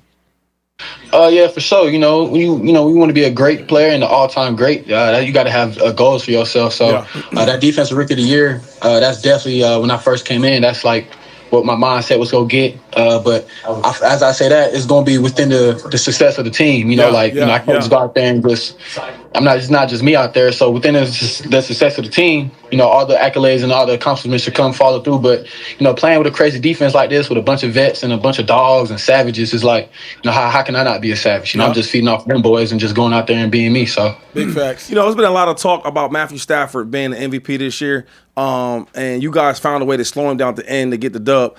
I want to ask you though, since you are a rookie, but you've been going against different quarterbacks, what's it been different going against Matthew Stafford though? He a real vet, man. He definitely gained my respect, especially in that first game he played him. But on this game, he definitely earned my respect some more. But he a vet. He just knows the game. Like he knows he's controlling the offense. He's checking them out of plays and stuff. He's seeing our body posture, see if we're blitzing or not. So he caught us a couple times, but he just knows how to control the game for sure. And just he always got him in the right spot. A right spot to win or a good spot for the offense to succeed. So. I want to ask one more question about the defense. You defense gave up a lot of points today, but y'all normally don't really do that. I also want to ask you, what's the mindset in the locker room with some of the vets, right? Because before the year started, it wasn't a lot of hype and talk about the Seattle at all. But now, like y'all talked about team for a reason. So what's been like the morale and the defense of how you guys are pursuing everything and the way you're approaching this game so far? Man, honestly, it really comes down to the connection, honestly. Just being honest, like in the locker room, like every day, Everybody's laughing. We got this little shadow boxing little thing going on or whatever. Like offense talking to defense, O lineman talking to DBs talking to like everybody connected. So like that's really how we used to go out there and just ball. And like that kind of was what the case was in training camp. Like seeing Jacks go crazy in training camp, seeing the defense come together. It's like, It's nice. you feel me? It's like, right. That's a good one. We knew we Hold on, Shedeur, I got one. I got an important question. Okay, last one. Maybe the most important question I'm gonna ask you. Okay. When the last time you had jollof rice? Come on, man. My That's dog. on deck. You That's see on me? deck. Is it rice? It's rice. That's on Jollof deck. rice. It's that Nigerian. You know what I'm saying? I never had it. I never had You it. got to get on point, man. You got to get on. No, you gotta he get hit Nigerian. the game. He's Nigerian, so he never really asked me. I do want to ask you this question though. Yo, for being a rookie, what's been the two things? The hardest thing to do as a rookie? Because I'm always trying to tell these dudes in here, like, it is so hard to be good as a rookie. You thinking about a million things, and that's before you get on the field. What's been the hardest thing as a rookie? And also, what's been the toughest transition from college to the pros? The hardest thing as a rookie, honestly, and I'll kind of say for myself, is probably just learning all the new stuff in the league, like And trying to play come from fast. college. And trying to play fast. You don't want to go out there and play slow. Like in dudes in the league, they know exactly what's going on. They know what runs is coming. They know what type of runs. They know where the ball going. So like me, just trying to catch up. It took me a little minute to kind of like really get the scheme of it, but now I know like really what's really going on, and I'm starting to get better at it. But just the skip from college to NFL, you just gotta know what you're doing out there. Like, and I'm playing so many different positions, you just gotta make things simple and just go see ball, get ball at the end of the day. So That should be hard. It's really facts. hard, bro. Hey, we got a concern show. They asking about the concussion. How you feeling? How the head feeling? yeah, nah, I'm good. You can't take me. I'm too legit for that, man. I'm good. Just a little bang up, came back, but I was cleared to go play. But the offense was out there handling business, so It's the Nigerian rice that got it. It's the jollof. Okay. It has anti-concussive properties. Oh, okay. They have anti-concussive. Hey, clap it up, Nick. Emmanwori. Clap, salute. clap now. Yeah. My dog, salute. Stay healthy. Be healthy. Keep sure. balling, bro. Yes, sir. Appreciate y'all, man. Yes, Yeah. sir. Peace. Yes, sir. That is probably the future defensive rookie of the year on the season. I love having dudes in the show right after the game. Nah, that's fine. You never know. And shout out to y'all in the chat. Y'all know in the Speakeasy, y'all be a really concerned show. Yeah. Y'all a really concerned show. And we had to make sure we got that answer for you. Definitely. Facts. So I just want to hear how you say it. I'm trying to learn the The Nigerian. jollof? Or his name? Jollof rice. Both. So jollof rice is like it's a type of Nigerian dish. Is it like the Goya rice? Because that's the Spanish people eat the Goya rice. That's real good. Jollof is its own. Y'all never had the It's Goya rice? I ain't never had no Goya rice. Wait, you ever had Goya rice? Goya bear? Wait, But Goya have rice? No. I've had like the beans, but I've never had like. Have you had jollof from Ask another the chat. country? Jollof rice. No. Don't be biased. No, Don't be we're not biased. doing that. No, Trey, hold up. For you side conversations, hold on. Oh, my fault. What? Am I tripping? Ask the chat. Do y'all eat Goya rice? Rice and beans? This is crazy. What does Goya rice. I've had rice and peas. You're but I'm Caribbean. Not, How have you not had Goya rice? Rice and peas. I had rice and peas. I don't. Rice and beans, man. Rice Y'all in the and back peas. had Rice Goya and rice? beans, man. Y'all in the back. In the back? I don't call it Y'all Goya had Goya rice. rice? No, Shady. Nobody had Goya rice. Yeah, nobody. Yeah, everybody shaking their head. No. Everybody must be from. Yeah, no, I don't know. Are y'all serious? I don't know. We seriously need to move on. Okay, we Go ahead, seriously Shedeur. do need to move on. It's time we talk about these sorry ass Eagles. The Eagles have ruled You're not playing again? Jalen Carter and Lane Johnson for Saturday versus the Commanders. It doesn't say ruled out at all, but it just says ruled. There's spelling error there, but yeah, I'm assuming ruled out Jalen Carter and Lane Johnson Saturday rather for the Commanders game. Fellas, do the Eagles need a statement win, a blowout win against these Commanders with their backup quarterback? What about? This look efficient. I don't care about no blowouts. You know, in the NFC East type of game, right? Conference division game, it's always tough no matter who's playing the quarterback. Let's get the win and look efficient. I want my offense to look solid like they look against the Raiders. Defense solid like they look against the Raiders. And let's play Eagle football. That's all I really care about. I don't care about how many points and all that. Just look efficient. Because we get in the playoffs, we're gonna need efficient football. I'm never worried about who the Eagles play. I'm always worried about if the Eagles is gonna beat the Eagles. And that means are we gonna have dumb mistakes, bad turnovers, a whole bunch of penalties, right? Missed assignments. That's Eagles beating the Eagles. We are so good and so talented and so well coached that the only team that could beat us is us. Aww, that was a cute take. That was true, though. We're the defending champs. Why we worry about other teams? This might be the most important game on the Eagles' schedule. This game right here? Here's why, Shady. I'm going to listen. 2023, Eagles start off 10-1. Mm-hmm. They lose another game. Then they play a sorry New York Giants team. They win that game. We're like, praise God, it's over. The Eagles have turned the corner. They're back to dominance. Then they played a 4-11 Cardinals team and lost. And that's when we knew the wheels were going off in 2023. Eagles did not win another game that season. We saw the same thing this year. Eagles start off, I believe, 8-2. Lose 3 games straight. Play a Raiders team. Remember, 2023, start off 10-1, 9-1, lose several games, play a Giants team. They beat the Giants team. 2025, you beat the Raiders team. You follow up that win with the sorry team. The reason I suggest this might be the most important game is because the Raiders are terrible, as are the Commanders. But if the Eagles are actually good, they'll get back on track, blow out this Commanders team, and continue their winning. We got fooled in 2023 when the Eagles played a bad Giants team, beat them, and we were like, oh, we Gucci, bruh. No. Don't get fooled this time around. Eagles mess around and lose to the Commanders? Nah, we're back where we started. I believe they not only need to win, I think they need to win handedly. I think Jalen Hurts needs to play well. I think the offense needs to click and ride into the playoffs on a high note. Yeah, shockingly, I'm with Acho here. I do think y'all need to go out there and look. Yeah, shock bear. Actually, yeah, no, I think y'all need to go out there and y'all need to look dominant against the Commanders. You go out there and you have a tightly contested game against the Commanders, who you have no business playing a close game with. There's going to be real concerns. We're going to step into the Speakeasy on Saturday night. You're going to be like, dang, this team doesn't look ready to go play in the Super Bowl, Shady. That's what you're going to say after that. So I think this is a game where the Eagles have to go out there. They have to look dominant, especially with Buffalo being next week. You can't go out there and look sorry. So we got to win by, 40 points? No, points? I'm saying look as dominant as you did against the Raiders. This is a bad Commanders team. This is a horrible Commanders team. I can't say that. Oh, my. Bro, they're not a good Commanders team. But this team is terrible. They're not good a team. They're not a good team. They're awful. But Terry McLaurin, he's out there. He made plays, does he not? They got a solid running game over there, do they not? They had a really good offensive coordinator, do they not? I'm just saying, anything can happen, and it's a divisional game. Shady, don't do that. If you're worried about the Commanders, what do you think the playoffs are going to look like? What I'm saying is, no, I heard you saying, but my thing is, if we don't win this game by 28 points...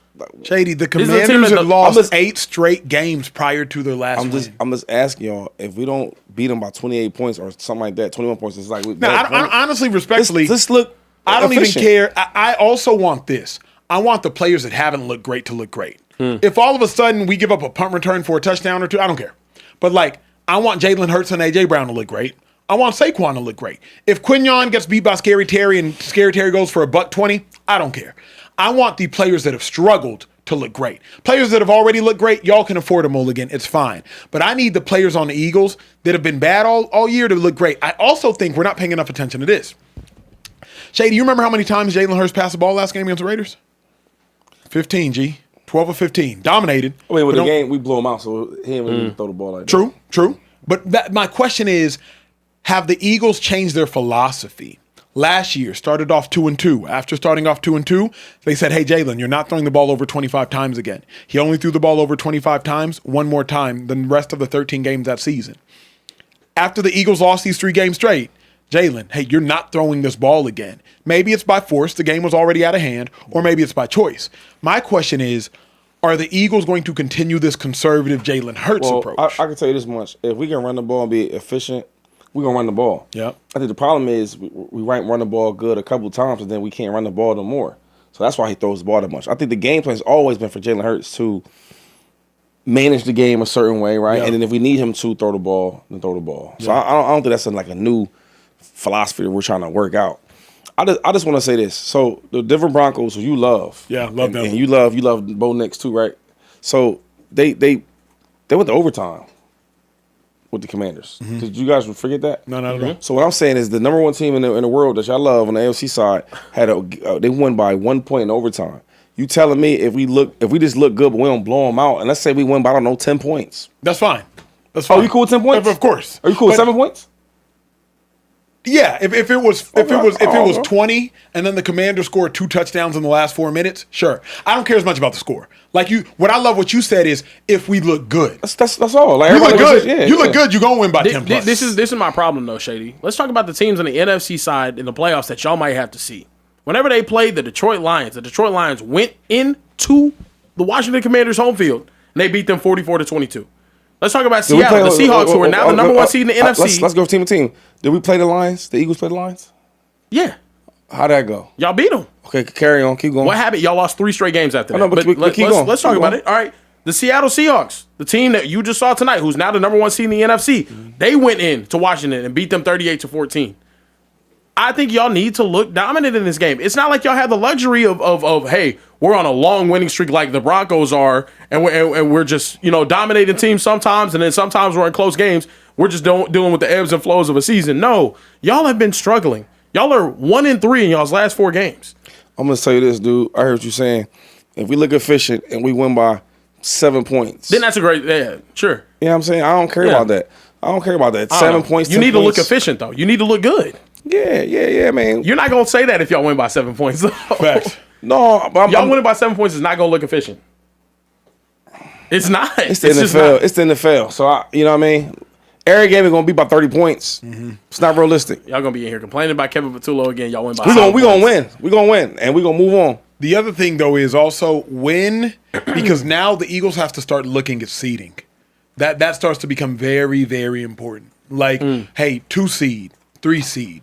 1 seed. Like now this starts to look real. Seeding is what starts to matter because you don't necessarily want to have to go to Los Angeles. Oh no, they lost the home field advantage with the 3 straight losses. LA ain't beat us in so long back home. I ain't worried about that going to LA. We've been to LA. You worried about going to Seattle? Y'all got to play them in the snow last I got something to say. You said Seattle? I'm glad you brought that up. They won tonight, right? Mm-hmm. And we all thought they really lost. You telling me that Seattle team with the quarterback under center starting, you think they beat the Eagles? Now you watched them tonight though. Yeah. Let's keep it real though, and we got better corners than LA. Yeah, Quinn, where you at? Yeah, go over there and go over and get number 11. Home. But I do think Jackson Smith is nice. We gonna go over there with him, home. I think the Seahawks defense could keep the game close enough to a stupid punt return for a touchdown. I call it stupid from an Eagles fan perspective. I'll take that though. I'll take that. The number 1 seed that y'all like, I guess. Yeah.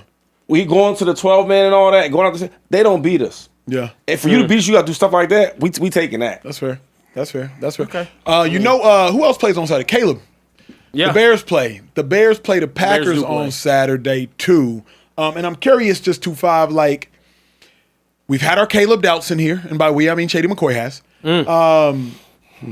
But what you think happens if Caleb beats the Packers on Saturday, prime time, whole world watching? Does your opinion of Caleb Williams change? Yeah, and he looks good. Mm-hmm. Yeah, for sure. I mean, my opinion of Caleb is more of I'm just waiting for him to take that leap of driving that bus. Right? I don't care who you are. If you really watch the way they play, the running game and the defense kind of carries it, and then Caleb makes some plays here and there. If he can win this game without some of his wide receivers, I gotta give it to him, bro. And how he looks. Yeah. How he looks. He's playing efficient football, playing on time, here and there, make those spectacular plays off script. I can live with that. And that's getting closer to being the Caleb we seen that won the Heisman. Yeah. Because when you talk about just winning games, like guys like Bo Nix, dudes like that, Jordan Loves, that's cool. Because we never really expected that. When you go number 1 overall and they are saying that you are a generational talent, I gotta see it. I can't let you fool me of thinking you so good because you winning games like Bo Nix. You know what I mean? I don't look at Bo Nix and him in the same class because they're not. Caleb has stuff that God has blessed him with, and that is being a special player that can make special plays with a special arm. Bo Nix is a 7-year college player that gets to a good scheme with Sean Payton and he's managing the team. That's what it is. So it's like there's 2 different people though. God has blessed them both differently. And I just want to see that Caleb take that next step of being the superstar generational player that we thought he was in college. Yeah, no, you mentioned his receivers being out. Rap Sheet put out a tweet earlier today. Roma Dunze and Luther Burden are both ruled out for Saturday's matchup against the Packers. It's gonna be a tough battle. Obviously, the Packers dealing with a lot of injuries themselves, but if he goes out there and gets that win, I think this is a moment where the Bears can really announce themselves as a contender. I think they've had a great record this year, but nobody's really believed they can go out there and really get it done, even though they beat the crap out of the Eagles. Even though they went out there, they got a good a victory last week. I think if they go out there now and they beat the Packers, a team that they lost a close game to last time they faced off against them, they do that. This Bears team is just as hard. They're going to be just as hard to eliminate as anyone else in the NFC side. And they're going to have a high seeding as well. Going to Chicago in January is not what anybody wants to do for a playoff game. It's tough. It gets cold there. Yeah. I think if the Bears win this game, Caleb announces himself as legit as any NFC quarterback right now outside of Stafford and Hurts. Moving into the playoffs, you got Stafford, you got Hurts, you got Darnold, you got Love, you got Purdy. You have Goff, but I don't know if Goff's in the playoff picture right now. They might be the They're right on the outside. Yeah, they need. You got Baker. You got Bryce. If Caleb wins this game, Caleb announces himself as legit as any NFC quarterback, not named Matthew Stafford or Jalen Hurts. So if the Chicago Bears see any team outside of the Rams or the Philadelphia Eagles, Caleb Williams is just as suited for battle as any of the other 5 or 4 in the playoffs. Yeah. So if you go out there and you beat Jordan Love, prime time, whole world watching, division at stake, Yeah. Then Caleb, I got as much confidence as you as I got in any of them other Qs. Yeah, this division is so tight right now between the Bears, the Lions, and the Packers. Losing this game, I mean, you would just miss the playoffs if you're the Bears. They're currently sitting at the 2 seed. We saw them lose 2 weeks ago to the Packers. They went from the number 1 seed in the NFC all the way to the 7 seed. You can't afford to lose this game and then maybe another game to the Lions. You're going to see yourself right out of the playoffs because we got to make room apparently for the damn for someone in the NFC South, which just is something else in its own right. But I mean, yeah, this is a huge game for the Bears. A lot of injuries going on, but this is as big of a game as it gets. They seal their playoff spot with the win, and I'll go ahead and put out a prediction. I think they do it. I think they do it, and I think they do it like looking really, really good too. I think the Bears are a problem. I really do. I think Ben Johnson is a problem. I think the Bears running game is a problem. I think that cold weather is a problem. They're going to be a absolute problem in the playoffs. Who's under more pressure? Shady, let me start with you. Caleb Williams, Jordan Love. Jordan Love. It got to be Jordan Love. I mean, Caleb's in his second year. It's got to be Jordan Love. We keep waiting for you to be this quarterback that we thought you were. That's why they paid you this money without getting a lot of results. And you kind of gave us that first little playoff run, and that was it. We waiting to see it. Guys are banged up and injured on your team. Are you going to show up? You making all this money? Show up. Because if not, we got to start talking about him. Like, yo, is he there for the future? Is he the wrong guy? Where Caleb Williams in his second year, and he's doing well. He's number 1 in the division. So I got to go with Jordan Love. Is it Shady, you're going to hate me for saying this. Is it fair to say, at least Carrier, please help me out, Caleb wins this game. Is it fair to say he is what we expected? 11-4. After the Bears were trash last year, you win the toughest division in football. At least you're now primed to win the toughest division in football. Yeah. You're not locked into the 2 seed, but like front row seat at the 2 seed. In your second year, the Bears that haven't been good since 2018, since before Caleb was in college. Like, is it fair, asking you, Care Bear, because I know Shady gonna hate me, is it fair to say Caleb is what we expected? What more could you ask for from your number 1 pick in year 2? You couldn't ask for much more than that. Look, we got the bad coach out of there. We got a good coach in there. You're surrounded by pieces. You're doing what you should do, which is, lead us to a good record. But as a 2 seed in year 2, as a number 1 pick, that's exactly what you draft the number 1 pick to take you to go do. So that I feel like it's. Let me ask you, knowledgeable Bear. Do you count wins as a quarterback stat? No. Okay, because you keep wins saying are a team stat. Okay, you keep saying leading them to this, leading them to that, and I think we only do that about the quarterback. The only position we talk about leading somebody is the quarterback, and I'm thinking, you think he's leading the Bears to? I think he's leading the Bears the same way I think Jalen Hurts is leading the Eagles. I'm being honest. I can't get a conversation with him about I'm just being honest. If we I think can't, he's leading. but I'm saying, because Jay Hurts ain't even on his block right now. Okay. You Let's talk about it. asked all the questions. Ain't no one question over there to talk about Jalen Hurts. Oh, I'm just saying. So let's try it again. Let's try it again. Okay. Try it again, Bear. All right. When you watch him right now, are you telling me that he's leading this team to the number one in the NFC South and all that, or North? He's not playing bad. He's not playing bad. He's Yeah. not playing bad. Well, you keep saying leading. You keep saying that. I'm asking you. You think he's leading them? Yeah. Okay. Yeah, I think he's leading them. The man touches the ball every single play. Yeah, I think he's leading his team to that spot. Does leadership to you, Shady, only look like Matthew Stafford, Josh Allen? Let's not make this. We don't have to make this an algebra question though. Like, you know who leads the team. Like last year, Jalen Hurts is the quarterback, but Saquon led the team. He drove them to the Super Bowl. Then let me ask you this. Hold up. Yep. Jaden Daniels last year, he led his team to the NC Championship game. Sure. Why I hate when we start acting like it's so complicated. Y'all know damn well he is playing good. Yep. He's not leading them to where they at right now. Here's the thing. I don't want to get offended by something that's not offensive. Care Bear, pull up NFC rankings. I'm going to try to do it in my head. The 1 seed Seattle Seahawks. Is Sam Darnold leading that team? No. Sam Darnold leading that team. Okay, yeah. The 2 seed Chicago Bears. Is Caleb leading that team? Say no for the sake of the conversation. Yeah. No. You know no. The 3 seed the Philadelphia Eagles. Is Jalen Hurts leading that team? No.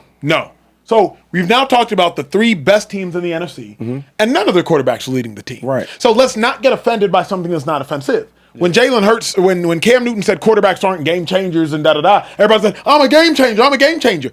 Fine, if nobody's a game changer, then you don't have to be either. So at the point in which Brock Purdy, is he leading that Niners team? I can answer, hell no. But before you keep going, see, when I say that about Caleb, y'all think I'm being negative, and I'm not. It's like, that can be true. He still can play good and not be leading. So there's only there's only 2 teams currently in the NFC playoffs that are led by their quarterbacks. The Rams and maybe the Bucks. Yeah, the Buccaneers. Maybe the 7. He's led them to 7-7. So with that being said, but the problem is we try to make winning a quarterback thing, and that's not the case. To me, it is, but that's a different conversation. Okay, cool. Let's go to the AFC now. Yeah. So you gonna tell me that C.J. Stroud is leading the freaking? No. Okay. Bo Nix, that's your boy. You think Bo Nix is leading the Broncos? So where they at right now? The scariest thing about him is the defense. He's doing a lot, though. He's doing a lot. But is he? You tell him he's doing a lot. So he's driving the bus? No, but there's got to be somewhere in between. Can he ride shotgun? He's not in the back eating Lunchables. I mean, if you had to go to all the positions, though, he's going to be a farther back position. Fine. Okay, cool. Who else are we going to talk about in there? Josh Allen. He's leading it. Drake May's leading it. Drake May, he's leading it. To me, that's it. You get what I'm saying? That's it. Drake May's leading it, but Caleb Williams is not. Caleb Williams has led more game-winning drives this year than Drake May has. Drake May has who's playing? 2 more touchdowns and 200, 300 more yards. You make me go crazy with these stats. Let's talk about wins and losses. If you're talking about stats, though, right? Then why the freak is Drake May on an MVP race? Caleb Williams should be there too, because his team has an amazing record right now. Yes, of course. So he's not driving the bus over there. And Caleb should finish top 10 in MVP voting if it ended today. I'm not talking about top 10. I'm talking about actually trying to win, like top 3, top 5. Drake May not winning that thing. He's in 3rd now. We can. He's in 3rd. Mister. I don't want to give players too much credit early on. There's no way you're gonna sit here and tell me. You just said that he's 3rd, and you talking about man gonna be in 10th. That's not. You're not being Caleb real. Williams is pushing towards top 5 right now. If there was a real MVP race, he has more game-winning drives than any other quarterback in football this year. So Caleb Williams right now, you say top 5 in MVP voting. What more do you want to see out of your quarterback? We're sitting here talking about him not leading. I'm done with him. You're an MVP voter because this is like you do for real. You telling me he's top 5 right now? No, I don't. What are we talking about? I don't think so. Now you talking about? Then you bringing up Caleb Williams with Drake May? What the fuck? Are we joking? Are we playing? We playing around. Playing Bear, I'm playing with you. We joking, I'm joking with you. He joking though. Yeah, he's Is he joking?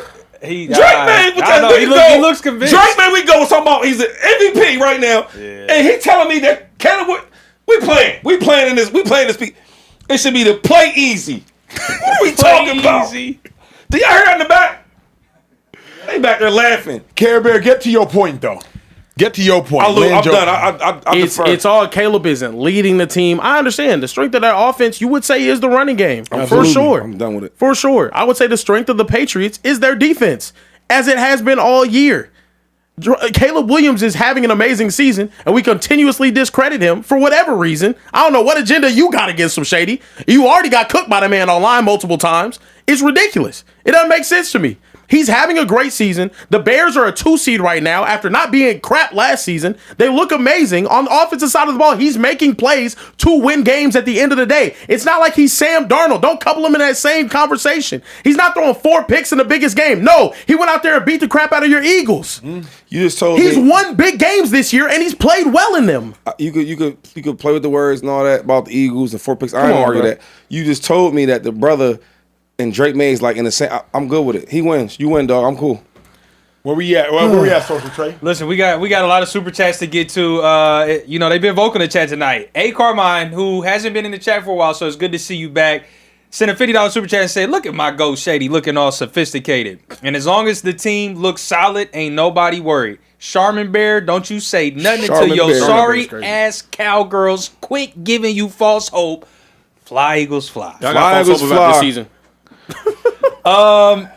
Keith and Bernie said, this game helped out, hashtag bang bang Niner gang. I agree with Shady. This game let Darnold off the hook.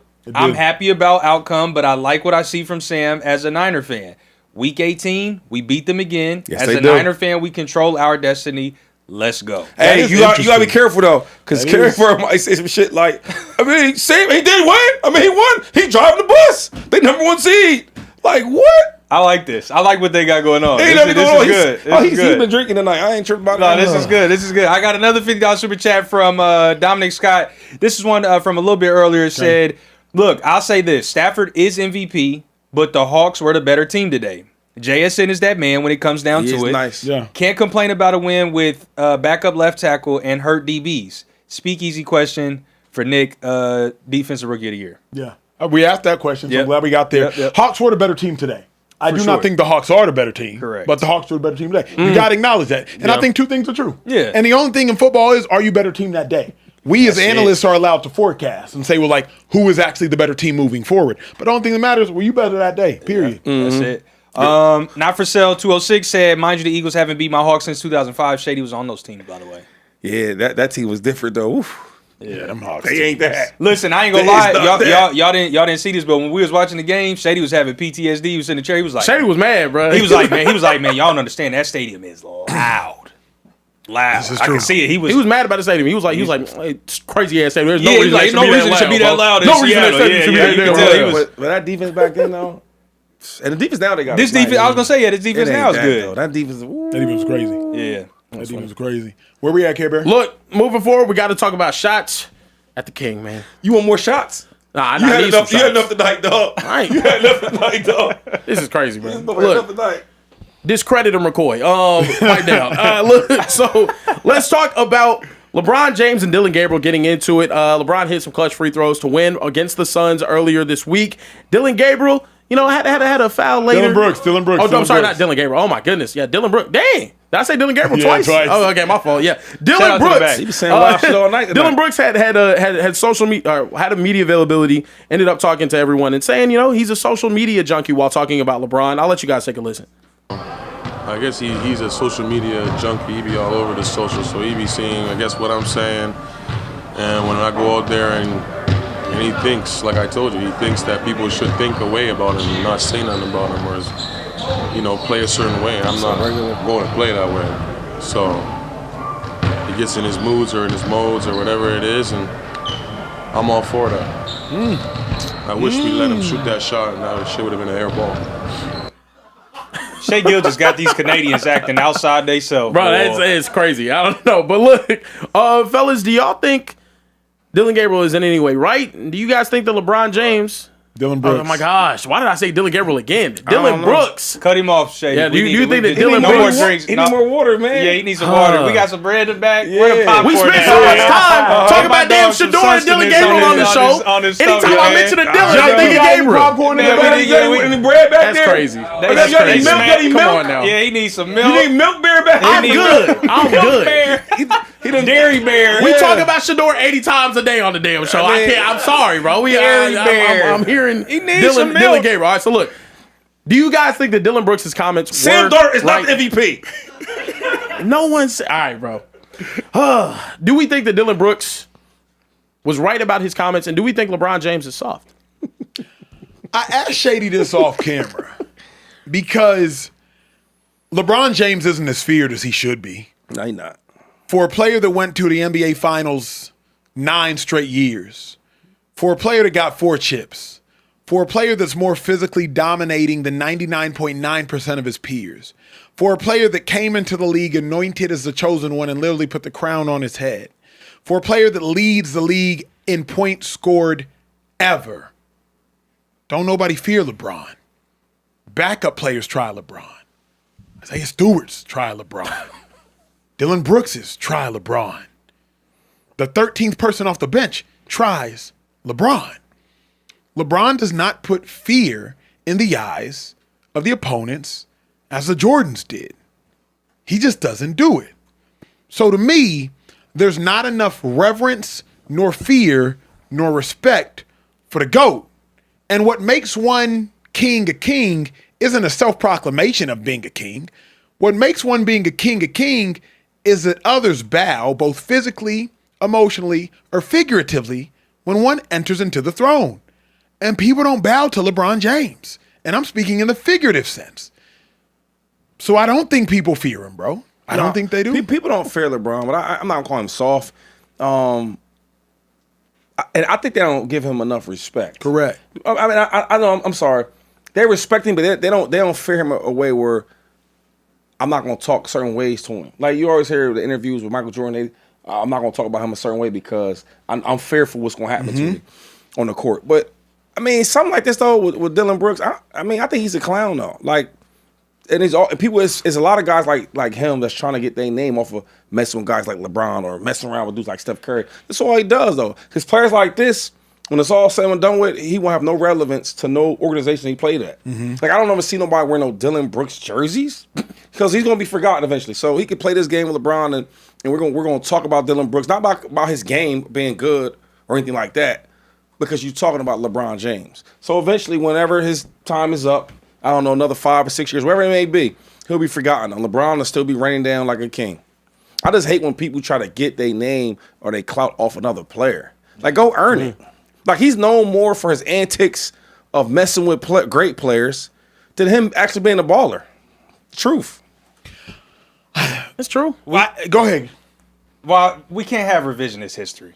Okay. I won't allow for that in the speech. Nor should you. What do we have a revisionist history about Michael Jordan not being tried. He was very much tried. Charles Oakley, Reggie Miller, the Bad Boy Pistons. The list goes on. It's different tried though. You agree? What's different? I mean, they be knocking him out the air. They literally had Jordan rules. Yeah, that's for different, him. But like, elbow him, force him left, block him off, take him away from his spots, and when he comes to the rim, you knock his ass down. But Trey, you talking all about like, the game in the game of basketball. Yeah. A lot of the disrespect LeBron be like outside on the court, talking bad to him, dealing with people in his family, talking about you know what I'm saying. Yeah, and when they step inside those lines, what happens? Nothing. Nobody tries LeBron for real. They try him outside the whistle. That's not true. Who cares? That's You not can't true. see me on this court though. LeBron don't care about none of that outside noise. So you call him a social media junkie. You say what you want about his family, his kids, all of that. The one time somebody talked about his kids, he stepped to Stephen A. He said he checked it at the door. But inside those lines, them 94, nobody wants smoke with LeBron.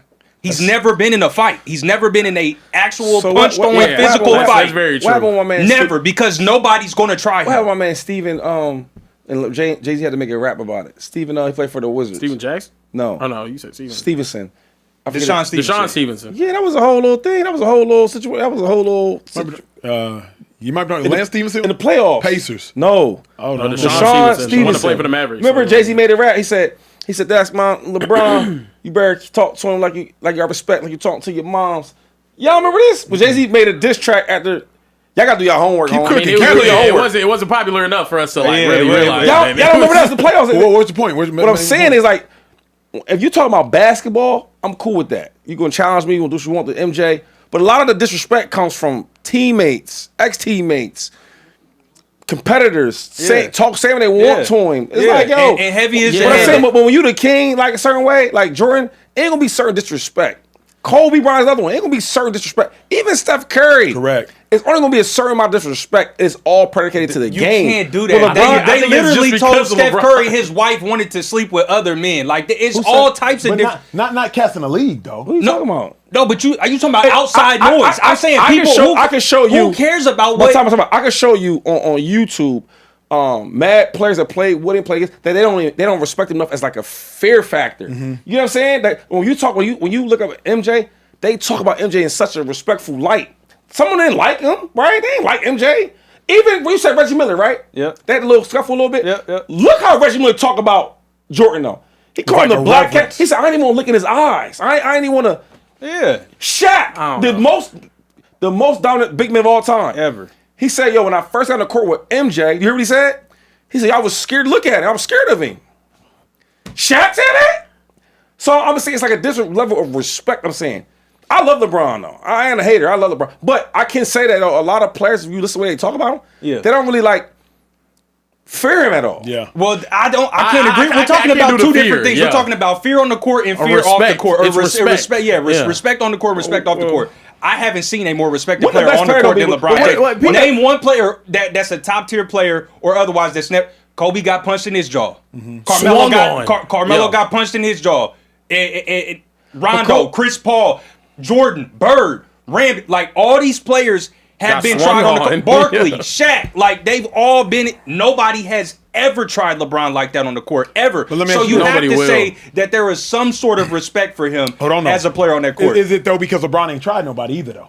Because remember, Shaq dunked on a dude, hung his junk all in the dude's face. Man, LeBron be screaming in people's faces after dunking on them, doing all sorts of stuff. But that different than that Shaq play I'm talking about. I understand that Shaq was like disrespectful, like hanging on. But also, what did Kobe do to get swung on?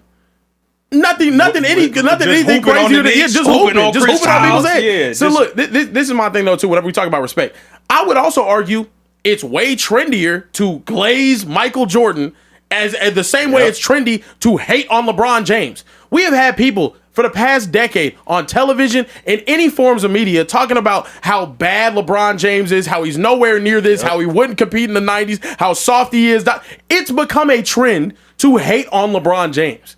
That's just what it is. And there's this narrative of softness and whatnot that becomes the trend because, that would have never happened back in the 90s. Oh, they had the Jordan rules and Michael Jordan would have never put up with. Meanwhile, we got footage of him getting swung on. I ain't never seen LeBron get, for lack of a better term, bitch like that. Are we crazy? But you can why did it become a trend? Hating on Tom Brady wasn't a trend. I can tell you why. Somebody clown Patrick Mahomes, one little Kermit the Frog thing, he shut that up real quick. Yep. They went out there, they put 40 on the Raiders instantly, and even the coach cussed out the dude. I think they cut him. I think the dude who's at their whole Kermit the Frog thing at the Raiders training camp, I think he got cut. You know better than to try certain people. Yep. So break it down then. So why that is, can we all agree in here? This may be one of the few things we agree on about Jordan. We never saw anything like Jordan before Jordan. Facts. He became then the precedent and the pinnacle of NBA basketball and what a prototypical NBA player looks like, right? Mm-hmm. So now everybody that comes after him that is heralded as a GOAT, an all-time great, you compare that against the original, the blueprint, the pinnacle, the peak, which is Jordan. If there had been a Jordan before Jordan, you can bet your bottom dollar Jordan would have been compared against that person. You're going to compare it against the pinnacle, against the peak person. So that is why people compare, and that is why people have so much scrutiny for LeBron, because you have this idol, this basketball god in Michael Jordan. And so people are trying to put LeBron and Kobe and all these players after them on this same pedestal. Facts. And people don't want to hear that. People don't want to have that because we already have our goal. We already have our peak. So I don't know if I believe all that because they don't treat Kobe like they treat Bron.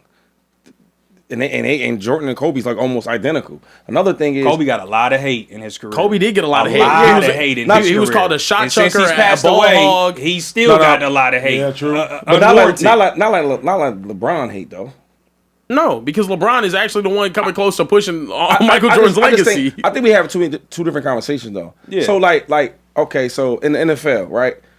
The GOAT they are respected on another type of level. Yeah. You know what I'm saying? Yeah. Like I remember, and this is like I'm not even trying to be funny, being serious. Yep. I remember when the cornerback was coming at Dak and he called him. Remember, he was like, "Shut your beat up" and all that, and I don't know if it was real or not, but Diggs? it was Diggs, Yeah. right? And he hit me up about it because I said something about it. You know what I mean? But certain dudes like Mahomes, like Brady, like Joe Montana, like something's not even gonna happen with some of the GOATs. You're not the peers respect the GOATs of the game a certain way. Where if it's in the lines of the game, yeah, you might hit Jordan dirty, you might hit Brady dirty, yeah, it's football. But you hold a name and the respect to their name a little bit different.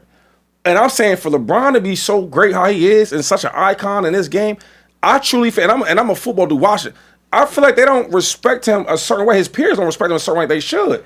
But when I look at the Kobe's and I look at the Jordans, especially the Jordans, the peers and all that, they respect him a certain way. Let me ask y'all this though. When they talk about him, I'm saying. Is it because the game has changed? Is it because humans have changed? Like, we live in a much more disrespectful society, period. Facts. So, That's like, true. I do think, Shady, LeBron's now playing against 20, 21, 22, 23-year-old kids don't even respect their mama. But he's getting disrespected before all that. Before all that. I don't remember. I wouldn't say that 2008, 9, 10, 11, 12, 13 LeBron was really getting disrespected. He got I think disrespected. the disrespect has come Hold later. on, Let's be honest. The disrespect started when the he Miami made the stuff. choice to go to Miami. Yeah. That is when LeBron that- went but from that oh, could he's a change your super mind, talent to that's when the soft shit started. Yeah. Oh, Yeah. he's soft. He Yeah, went to join nah, the super team. because- Da da da da. They ignored all sorts of facts. But that could create a narrative too, though. You play in the league. Imagine you're like, wait, damn, you doing what, dog? Yeah. You gonna look at it a little softer though. Yeah. Kevin Durant. I think the narrative with him changed when he left. He ain't That's hollering, a good point. He ain't hollering at Because Russ. then Russ started calling him Cupcake, and then that started And spreading. but everybody was Yep. like kind of lead. So Yeah. I do think that That's a matters good point. also. That's well said. You know what I mean? Because Jordan went through the fire though. real Like well it was said. trash for a minute. Yeah, the burner thing also hurt KD quite a bit too. That was a big blemish on his record. Yeah. Oh wait, I got one for you. And then Jordan and Kobe are considered killers. Yeah. Game on the line. I That ain't about matters. to. You think I'm passing the dude in the corner? That matters. That's making like $3 million a year. I'm taking the shot. So I feel like when you start talking about the Kobe and LeBrons and Jordans, like Jordan and them was looked at as killers. Yeah. Yeah. Well, LeBron was never looked at like that. Yeah. So now when we had these conversations, That's a bad take, Shady. I'm That's sorry. what- That's that 2011 to 2014 LeBron when I'm he done went with it. like this and he looked down and he said, "You He's know had what? so many killer moments, but everybody Bro, just looks I'm not over saying it. I'm not saying you're not wrong, but I'm saying so am I wrong? Do they not look at Jordan like People a killer? don't look at LeBron like a killer, though. Do they not? Nah, they let struggle me with the answer, let complete me answer. absence of 'Cause thought I'm or starting to see nuance. what's going on. Yes. Are we wrong when we saying that? Go ahead, ask the question." You said you totally against my take. You said it was a terrible take. I said people look at MJ and Kobe like killers. Yep. Right? Yep. I'm asking you. Uh-huh. You think people? What people? NBA players? All Or of the- it, or yes. the public? All- Because those are all two of- completely different. You're right. Because I really only talked about people that did it. So Hall of Fame players, basketball, yeah. They don't look at LeBron's no killer. They look at LeBron as As a a- killer. Yes, they do. Does he have the Mamba mentality So and know look, I'm going to go? But That's what he's even scarier than a Jordan and a Kobe because you know what Jordan and Kobe are doing. You know when it's clutch time and you know when the ball needs to go through the hoop and we're down 2 points and we need somebody to make a big shot. You know who's shooting it. LeBron, you have to defend completely differently. But dog- You have to scheme completely differently because he might take you to the I'm not hole. saying- He I'm might not- step I'm back not- three and I'm hit it not off the saying glass that. in the Eastern I'm not Conference. saying that. You know what I mean? But the narrative on him or is he that might he's not pass a it in, killer. but he's going to make the right play. But my man, I don't know. You go on the whole. What I'm saying is he's not looked at as the narrative on him as being a killer, like Jordan is, right? I can't worry about narratives. I'm telling you what he is, which is a killer. Because he's gonna make the right play, and you're gonna live with it regardless. For the sake of time, we got to rock. The We gotta narrative rock on to the LeBron next has already been written. I crazy. don't think there's going to be much that people are going to change. Moving forward, we got to talk about Kevin Durant. He ended up having an interesting take on the debate between who's likely the third greatest shooting guard of all time. Is it James Harden or is it Dwyane Wade? I'll let you guys take a listen. Might have to disagree because when D Wade won that first championship, I think that's what people even having this argument about D Wade and James, because that championship that D Wade won, The first one. and the style he won it in was insane. Everything Insane. was downhill, pick and roll to the cup. I'm scoring tonight. Dolo. Dolo. Shaq was out there. Shaq was but- out there, Yeah. but- Second option. And he had shooters around him, and Posey and Antoine Walker, and he had backup point guards that could help him. Who that sound like? James Harden. James Harden played that same style. a pick and roll going downhill, big that can catch a lob with shooters around him, and I can go get you a bucket. James Harden played that same type of style. He didn't have that moment that D-Wade had. Answer the question right being there. able to come down 3-1. Pat Riley, Miami Heat organization. There's a lot worked in D-Wade's favor. And he had to show up, but there's a lot worked in his favor for him to win that championship. So at y'all table, but I don't feel like D-Wade. I don't. Yeah. What's that last sentence? I'll let you go. D-Wade's style of play is just more conducive to winning than James. That's where I disagree. That's where I disagree. That's why I needed that last sentence. Yeah. That's why I disagree. Go ahead. Well, one, how do we feel about KD's comments? I think I do disagree with that last statement as well. And guys, do you think James Harden can sit at the same table with D Wade? Hell no. Whoa. All right. Hell no. Number one, D Wade wasn't just a champion. He was the best player on a championship team. Mm-hmm. It's over. Put up all the rest of the seats. Nobody else is at the table, not James Harden. If you're the best player on a championship team, a player that has not only not been on a championship team, but a player that is not the best player on a championship team cannot sit at your table. Because a tier 1 alpha player is a player that is the best player on a championship team. That is the line of demarcation. That is the line of delineation. That separates you from everybody else. Those types of players right now are the Giannis's, are the Stephs, are the KDs, if you suggest that, are the LeBrons, are the Jason Tatums, if you suggest that. Like, those are the current tier 1 dudes. Best player on a championship team. Don't want to argue with you about Jaylen Brown. You want to start talking to tier 2s? Ant-Mans, Jalen Brunsons. Best players not on championship teams. So there is a gigantic line of demarcation between D-Wade, Russell Westbrook, D-Wade, James Harden, D-Wade, and other best players that aren't on championship teams. Those to me might be 1A players. They might be tier 2 players, but they are not, by any stretch of the imagination, the tier 1A players. They're just not. And you know what's crazy? It's like he answered his own question, though. Because he said that Wade and James Harden was like the same guy, basically, right? It's the same offense and all that. They get down, pick and roll, and et cetera. Yep. But Wade won a chip. And I think they was a better team than Dallas when they beat them. You know what I'm saying? Like, I didn't expect that to win that. And yo, he dominated that series. Dominated. If you ask me about who's more talented, I think that Harden's way more talented than D Wade. But if you telling me who's a better player, right, and has accomplished more and all that, I gotta go Wade. Because winning championships ain't easy. And the thing is, when KD talks, because I'm a KD fan, so I listen to a lot of things he says. He never really likes to talk about the championships with the great players. Because they look at his championships, how he got them, you know, with the Golden State, it's not really the same. But when you got to drive the bus for a team in the franchise and go win a championship, bro, that means a lot. That means a lot. So I would go with D-Wade. But if you ask me who's more talented, right, who's better with all that, and who has more deeper bag, I think it's obviously Harden.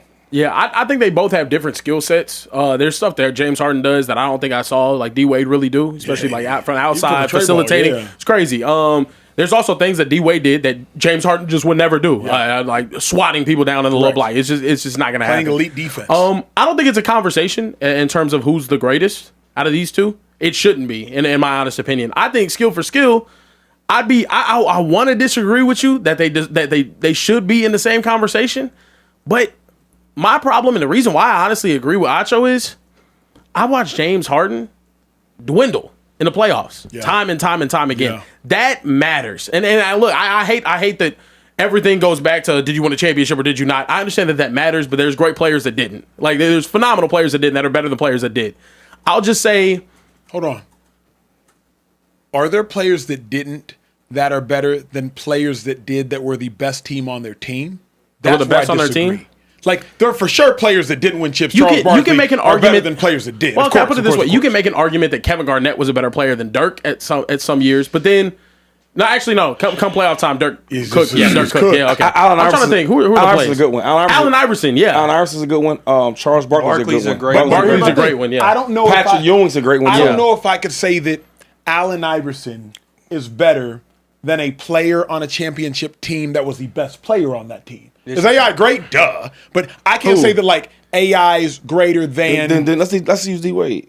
I can't say AI is better than D Wade. You think AI is better than D Wade? I can't. You gonna say that AI is better than D Wade, Trey? I'll say AI is better than D Wade. I don't Hey, even know. Yes. and I can't agree with that one. in 2001, when he won the MVP, Yeah. he took a sorry Sixers team to the finals. That's true. And they had her to beat. And at that time, the Lakers were sweeping everybody. Sure. There was no gentleman sweep. It was all sweeps. They beat them in the first game in LA. That And then team they got bloused. That team was trash. Absolutely. They had nowhere so if he don't play that team, they don't go to no finals. Sure, but conversely, D Wade went and played a better Mavericks team and won in 6, won 4 games straight. But you had a double Of type course, of guy on your but, team. But though. here's what I can't let y'all do. I can't let us put Allen Iverson losing 4 games straight on a higher level than D Wade winning 4 games straight. I just can't let us do that. Like, if y'all want to applaud Iverson for doing what he did, absolutely, please, by every means, applaud him. But I'm not going to say like Iverson achieved more by losing 4 games straight in the finals than D Wade did by winning 4 games straight. It's two completely different teams. D Wade actually said that Wade or that Iverson, he would give him 9 ahead of him. Sure, that's fine. Okay. Players are humble. Yeah, but also we're talking 6 about foot though, 6 foot, 165 pounds though. But this isn't an award for courage. having Shaq I'm in good. 2006 versus having an old Dikembe Mutombo is like Bro. the supporting cast were completely different. Yo, hold up. Holding. I'll give you $500 right now if you can name me 6 people on that team. Just 6. Aaron McKee, Eric Snow. Hold on. Hey, hold on. You might lose that money. No. He started out cooking. I got You can't do that. You already said that. Yeah, he started cooking. No. I got one. That's crazy. Time out. That's crazy, Shady. I know that. Let me go to the chat because I know they on Shady's head. I know they on Shady's head, bro. The bag work. I'm not gonna lie. I got one. I was on the game back then for So real. we gonna do. I was on the game heavy. That's funny. So I really know the how you squad. talking like that though? I know the But squad. one thing, if you know the team, how you talking like that? That sounds. It don't make sense. If you know who's on that team, dog, they had no reason even being there. It don't make sense to say that D Wade's better than AI. No, I'm saying when we start talking about the team don't matter. No, it does. That team was. It does. Like, what All are you I'm talking saying, about? 2-5, is that like D Wade winning a chip and beating the Mavs in 4 straight, and that was the playoff series I legitimately went to. I'm in high school at that time in 2006. Like D Wade winning that chip and crazy. averaging, I think, 36 in that playoff series, albeit the majority was free throws, and I'm still hot about it. Yeah. I have to give D But Wade the my nod. thing is talk about his performance in there, not the fact that his team lost 4 straight. They were going against Shaq and Kobe, bro. Yeah. Like Or they swept they were gonna They sweep swept anybody. everybody. Yeah, exactly. This is one of the best but Lakers all I'm teams saying ever. is like I can't applaud losing 4-1 more than I applaud winning 4-2. That sounds crazy to me. AI is worthy of applause, but like we lost 4-1. Is carrying a bad team further than they should have gone not worthy of praise? It is. Just not as much as winning. Yeah, not worthy of like more praise than winning Who's over doing Mavericks. Who's doing team. that? See, that'd be my question though, right? Luka. Luka He did it. carried a Mavericks team that had Luka no carried place in the Mavericks team that finals, nowhere. all the way to the finals, and then you get kicked. That's the problem with basketball Are arguments, in we my opinion, talking though. about AI that ran into an absolute Dynasty. dynasty, That's what they were. a juggernaut of a dynasty that won back-to-back titles. Yeah. With 2 of arguably the top Most talented players in the era. 7 greatest players of all time on the same team. Hey, why y'all Yeah. let Shady rob me that 500? Both in their prime. I tried to stop it. I tried Yeah, to. no, he was right. Hey, as soon as he said Aaron McKee, I was like, "Whoa, hold up, he about to Shady had to renege on that real quick. That was Snow. Tonight was a historical night, though. I learned a lot tonight. I learned a lot tonight about y'all. Tony, man. I think AI is more impressive, though. I do. I think it's just a bigger. He accomplished more, and I just think pound for pound, he was just Iverson a the killer, Trey? Absolutely. Oh, he's looked at as a killer? A killer. All right. Absolutely. Okay. A killer of all killers. I think D Wade cemented at that 3 spot though, just because Harden has been a perennial playoff choker. Like you can't. That's a good point because he do choke in the playoffs. Like he gets real missing, like real bad. But even still, I can't excuse AI's lack of playoff run and not do the same thing for James Harden. He was running into the Warriors year after year. It's not him running into the Warriors. I would excuse that. It's how he played in some of those games. Yeah, right. Okay, gotcha. Let's add nuance to these conversations because I hate whenever it's like, oh, well, you went there and you lost. Like LeBron averaging a triple-double in the finals isn't not showing up. Like LeBron deserves all the slander in the world, and I'm zipped whenever you're talking about them versus the Mavericks. He didn't show up. He should have. That's the worst thing on his legacy, and I'll hear anybody out on that. But the other things, we gotta have nuance to these arguments. Yeah, I want to say one for lead the basketball conversation though. I got a couple super chats too.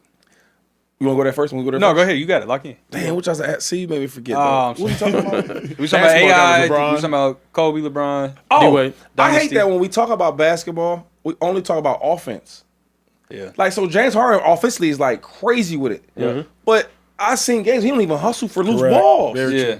You know what I mean? You don't no help defense, no nothing. Yeah. And I look at like somebody like Wade where he gonna do everything. I'm a rebound. I'm a box out. Yeah. I'm hustling. I'm getting steals. I'm getting blocked shots. Yeah. Like, so I be thinking like, why when I be talking to my basketball homies, they only talk about offense. Yeah. That's only half the game. That's well said. That matters. No, that's true. That's definitely fair. Where we at, Trey? Couple more super chats. Keith the Bernie, he been on it with the $50 super chats. He said, Soft Bear is a Cowboys fan, never to be taken serious, and Shanahan is coach of the year this year. No Warner, no Bosa. Shan is painting his masterpiece. No Brady or Andy Reid in his way this year. It's time Acho for Shannon to finish the job. Yeah, yeah, for sure. Yeah, and it is. Please, Shanahan, please. I'm fighting for my life. Calvin said everything Trey said about basketball segment was right. Kobe got punched on, and shout out my Nigerian brother Acho. Man, it's okay. True Wop said, yeah, Bron so soft he had 3 Warriors crying to KD like, come save me, please. Ooh. Keith and Birdie said another $20 super chat and said, Harden is more talented, but there's something about showing up in big moments, and D-Wade showing up in big moments is huge to me, but Harden was MVP level, and Wade never won one or even came close. Fair. So, yeah, I think on an individual level. Did you do the poll about if they look at him as a killer? A killer? I never heard that before. Did you learn that tonight? I learned. We'll close the show with it. You don't value public opinion. Hey, get to the biggest moment of the weekend, Kid Bear. Look, man, tomorrow night, it's all going down. Let's go! A huge match in the world of boxing. Jake Paul is going to be taking on Anthony Joshua. They had their weigh-in and face-off. This size difference is absolutely ridiculous. Crazy. Joshua weighed in at 243 pounds, and Jake Paul weighed in at 216. Fellas, this fight is just ridiculous. Joshua's fist is as big as his head. This is going to be a crazy fight, but it's an interesting fight. Shady, you and I were talking about this before. If Jake Paul goes out here and wins this, do you throw him in maybe an elite boxer category? Hell, if he wins it? Yeah. Hell yeah. I think so. If he wins this fight, man, we need to put way more respect on his name. But I will say this. For me, Jake Paul, it's a win-win. For you to take this fight and show the courage, the guts, the balls to go against Anthony Joshua, a dude that has more experience, bigger, stronger, all them things, I respect that. So even if he don't win, I'm respecting Jake Paul because he's actually going out. First of all, he's one of the best businessmen that we've seen since Jerry Jones. Facts. Right? Wow. Second of all, he rich. He don't need to be fighting Anthony Joshua. He could easily keep this gimmick up and fighting 5'5" Javante Davis and all these other people and non-boxers and still keep the gig going. But he's taking a challenge, a real challenge. And I respect that, though. So if he win or lose, he still is a winner in my eyes. And this shows for all these real boxers out there, y'all ducking and dodging smoke and dudes in y'all weight class. A YouTuber from Disney came over in boxing and fighting other champions. I respect that. Oh, how the narratives turn, man. Bro, at first it was Jake Paul ain't fighting no boxers, and now you calling out the boxers because he's fighting Anthony Joshua. You about to say Anthony Joshua? No, I hear you. That's crazy. Yeah, like this is he a gold medalist, champion, all type of stuff. Background decorated career. This would be one of the biggest sports upsets since the turn of the century. Hell yeah! He come from Disney. It's 2007 Giants Patriots. Like this way bigger than that. Way bigger than that. We're talking about a dude that made every day, bro, on YouTube. We're talking about a dude that was on Disney Channel and Vine. We're talking about that guy going up against a dude who at the same time, around 2012, when Vine was popping off and whatnot, Anthony Joshua was winning an Olympic gold medal in boxing. Then going on to be a unified world heavyweight champion. If Jake Paul goes out here and beats him, it's one of the craziest sports moments I've ever seen in my entire life. The biggest one of all time, it would be probably bigger than when Creed lost to Rocky Balboa. Yeah, that's how big it is. To this point, like I view Pistons Lakers, Pistons upsetting them. I view Giants Patriots 19-0. I view that upset. And then I'm putting this right there. You can put this at the top of the list if y'all want to put this at the top of the list. This is that big and upset. He would be. He's certified, not even a legitimate boxer. He's certified. He's elite. You know what the craziest thing is though? I think it's that much of an upset from an optics perspective when you look at it on paper. When you really watch, I don't know if I'm the only one that feels this way, Shady. I'm wholeheartedly expecting Anthony Joshua to go out there and win and probably knock him out. Anthony Joshua is the type of guy that if I was a YouTube boxer that was very, very skillful and fast, I would want to go against this type of guy. Because Joshua, although big, menacing, powerful, has the accolades, he's stiff. He's stiff, man. He's stiff and he's chinny. He is. I'm not a big Joshua fan like that. I compare him to other greats. I don't think he's nowhere in that class. No. But people do. But he is a experienced boxer at elite level. He beat Klitschko. You know what I'm saying? He's beat some good guys. I mean, not a lot, but he beat some good guys. And he been playing since he been boxing. He's been like 8. Yeah. Think about that though. That's like, man, at my prime, somebody want to come tackle me, a garbage man. What? Yeah. He ain't gonna lay a hand on me. I mean, A YouTuber, TikTok won't come out here and try to line me up. I'm gonna play with him like a kid. If he don't play with this dude, something's up. I don't respect this that much. What you mean? Break that down. You don't respect this right here? Yo, what? No. Jake Paul has no legacy in boxing. He has no crown jewels of a fight that would tarnish his legacy. Like you said, Shady, this is a win-win, and it's a win-win because he's not considered a real boxer. He's not taken seriously. He has no boxing What part legacy. you don't respect though? Because he has nothing to fight for. He has nothing to lose. He has nothing to gain, or he has everything to gain and nothing to lose from this fight. So there's nothing at stake. If he gets knocked out in the first round, everybody's But- like, but- "Well, but yeah, hold we on. knew he But wasn't a if serious I say- fighter." if If it goes 12 and he loses to unanimous decision, everybody's like, "Well, yeah, this is what." If I start doing karate, Yep. and I start kicking all these people's asses, I mean, backflip, cricket, That don't do karate. I'm just saying, right? Put that on there. And they That don't do karate. And I start Yep. stepping up, and I start fighting dudes that do karate. Yep. Because he's fought some guys that box. Yep. And I beat them. Yep. Okay, all right. And I say, yo, Bruce Lee, bring it on. And they're like, yo, Shady, for real about to fight him? Yo. You don't respect that? Because why would I, if I'm not a real one, why am I fighting Bruce Lee? He's the greatest, one of the greatest. Because you have nothing to gain from a win from a But loss. you just don't step in the ring with somebody if it's not, you just don't do that though. You don't step in somebody's work field. Yes, you do. For the type of bag that he's about to get, for the type of promotion that this is going to be, lead for him in the future, and for the fact that he's not expected to win and nobody cares if he doesn't. When Joshua wins or if Joshua wins, the Jake Paul shenanigan or the Jake Paul experiment, it comes to an end. No, it don't. No, it doesn't. It makes it bigger. Supposed to lose Bro, it. I fought. It's Joshua, dog? Yeah. But here's my And thing. see, that's what I'm He's saying. lost already. He gains everything for if he Yeah, he loses. deserve it, bro. He still gains and he I still still gets fought a to. 6'6", 250-pound heavyweight. And I lost like I was supposed to. That's Yeah. so weak. Now That's let me buy cowardly to something, me. yeah. I don't know. It's not- how is it weak and cowardly to fight That didn't guy? make sense. He's No, weak. it's not know. weak and No. cowardly to Yeah, fight a because 6'6", go 250-pound get man. you a legacy. Go let me you just jump straight to the guy or one of the guys who's been that guy in this Hold up. Trey, arena. I can't give you that, bro, because he's damned if he does, damned if he doesn't. He no, goes out there and fights guys and he gets his record and he does. Honestly, ask anybody who boxing. Jake Paul really works at this. Like he does. really respects the sport. He went to Big Bear before his first fight. Did all of the things that he was supposed to do. What's a credible And win now- he has on his record? I mean, he fought Tommy Fury, lost that one, but then he ended up fighting some What is boxer a after- credible win on his record? There's not one. He doesn't have Chavez one. There's Jr. not one. So if he gets Chavez Jr. Sorry, Chavez Chavez Jr. He fought a dude that was actually actually a former world champion. Yeah. If he beat Chavez Jr., right? Yeah. Even though he's in the Narcos and all that, but he still is a fighter. Yeah. Yep. He beat Got him. arrested So after what the I'm fight. saying is like, okay, so for a long time, people kept saying, man, I ain't taking that Jake Paul stuff serious. He a Disney guy. He ain't fighting nobody for real. He ain't fighting nobody for real. He ain't even fighting nobody. He ain't fighting nobody. It's fixed. Facts. Yep. Now, to shut y'all up, Yep. I'm going to fight a real fighter. I'm gonna fight the most dangerous dude that I Hold could on. possibly fight. Hold on. Let's also not act like he didn't stumble into this. He didn't initially want to fight. He won. Yep. That don't matter. He wanted to fight Tank He was Davis. trying to That is fight true. fight six, I'll show. 153 pounds. However it went down. That don't matter to you? Break it I down. know what I know is to tomorrow. I know who he's fighting. I don't know about how that other. I know who he's fighting tomorrow. So what I'm saying is, y'all been saying I ain't fighting nobody for all these years. Like 3 or 4 has been saying he ain't fighting nobody. Oh, he ain't fighting. Oh, he gonna win that. He ain't fighting nobody.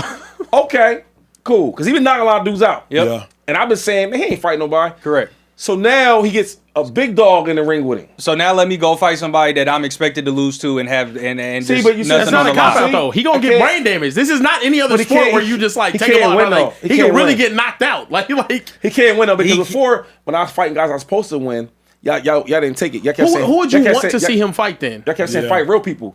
And now you fight a real person. So what would Jake Paul have to do in this fight to get some credibility? Because if he gets knocked out in the first round, if he gets knocked out early at all, it's gonna be like, oh well, we expected this. Look at the competition that he was up against. Look at who he fought.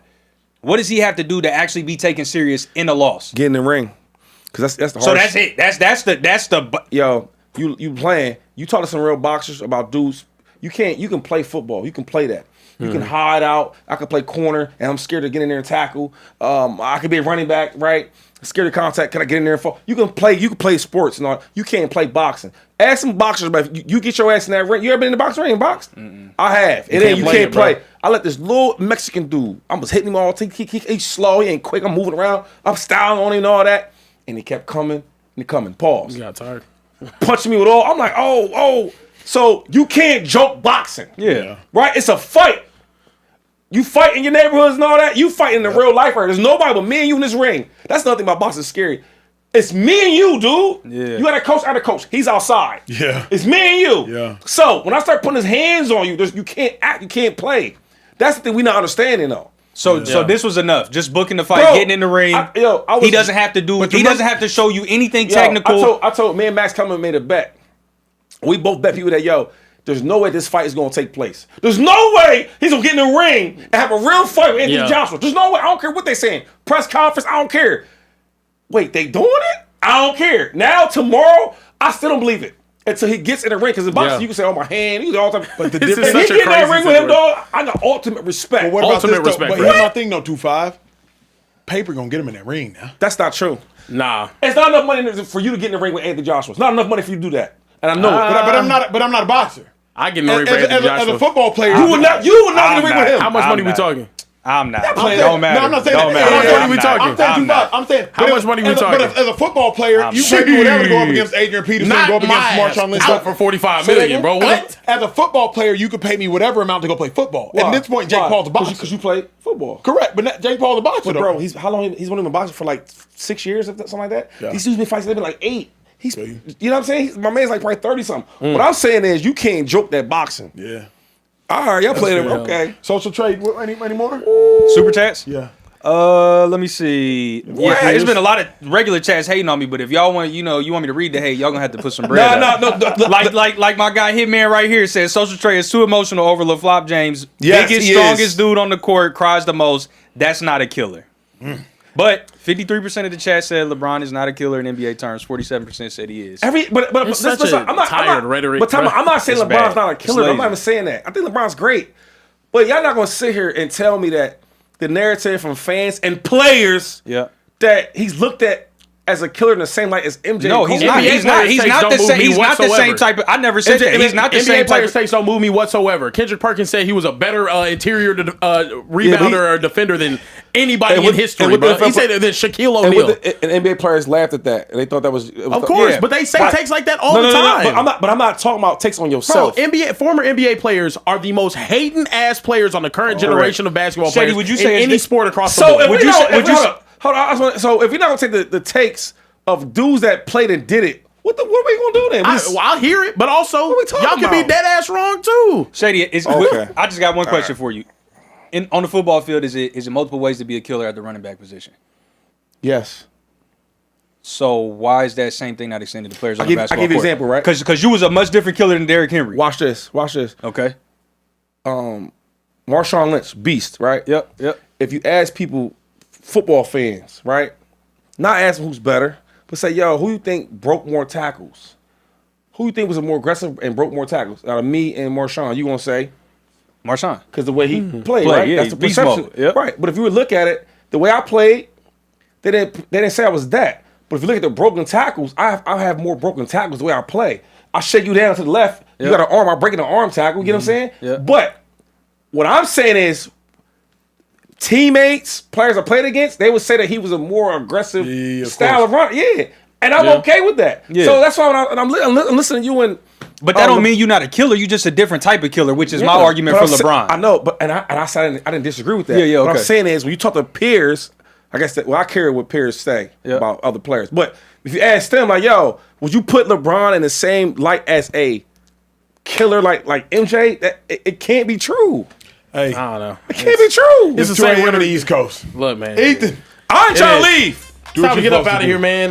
Tired of the same rhetoric being pushed, man. We looked back and we went back and watched all them games in the 90s and the 80s. Hey, we done with the 90s. They was actually sorry. The game looked the league looked completely different. Dr. J era, trash. Being honest with you. But anyway, That was trash. Bro, I'll show you some videos. We can react to them. Dr. Dre's trash? Look, not Dr. J. I'm saying the teams around him. But then again, we should ask the players because you said they. we're doing the We got show a lot in 2 to more get. days. Look, we're doing the show Argue on that. Saturday night. He said the players. Obviously, Saturday night, y'all. NFL football is going on Saturday night. We also got some college football playoff games Friday and Saturday night as well. But we will be back in the Speakeasy on Saturday night. James Jones in the building. James Jones, are we around the same time? Same time. Okay, around We the same need time. fines. So around 11:15 p.m. Eastern, 10:15 p.m. Central, 8:15 We need Speakeasy p.m. Pacific. fines. Now the players. We do not opinion respect don't count. downtime How here the players' in the opinion don't Speakeasy. count, Acho? They did say that. He said the Kevin players Kieran. don't count. For LaShawn McCoy, Emmanuel Acho, count. Social Trade, everyone in the back, make some noise in the back. Until next time, we'll see you guys. Do kids' opinions count? If the players don't count,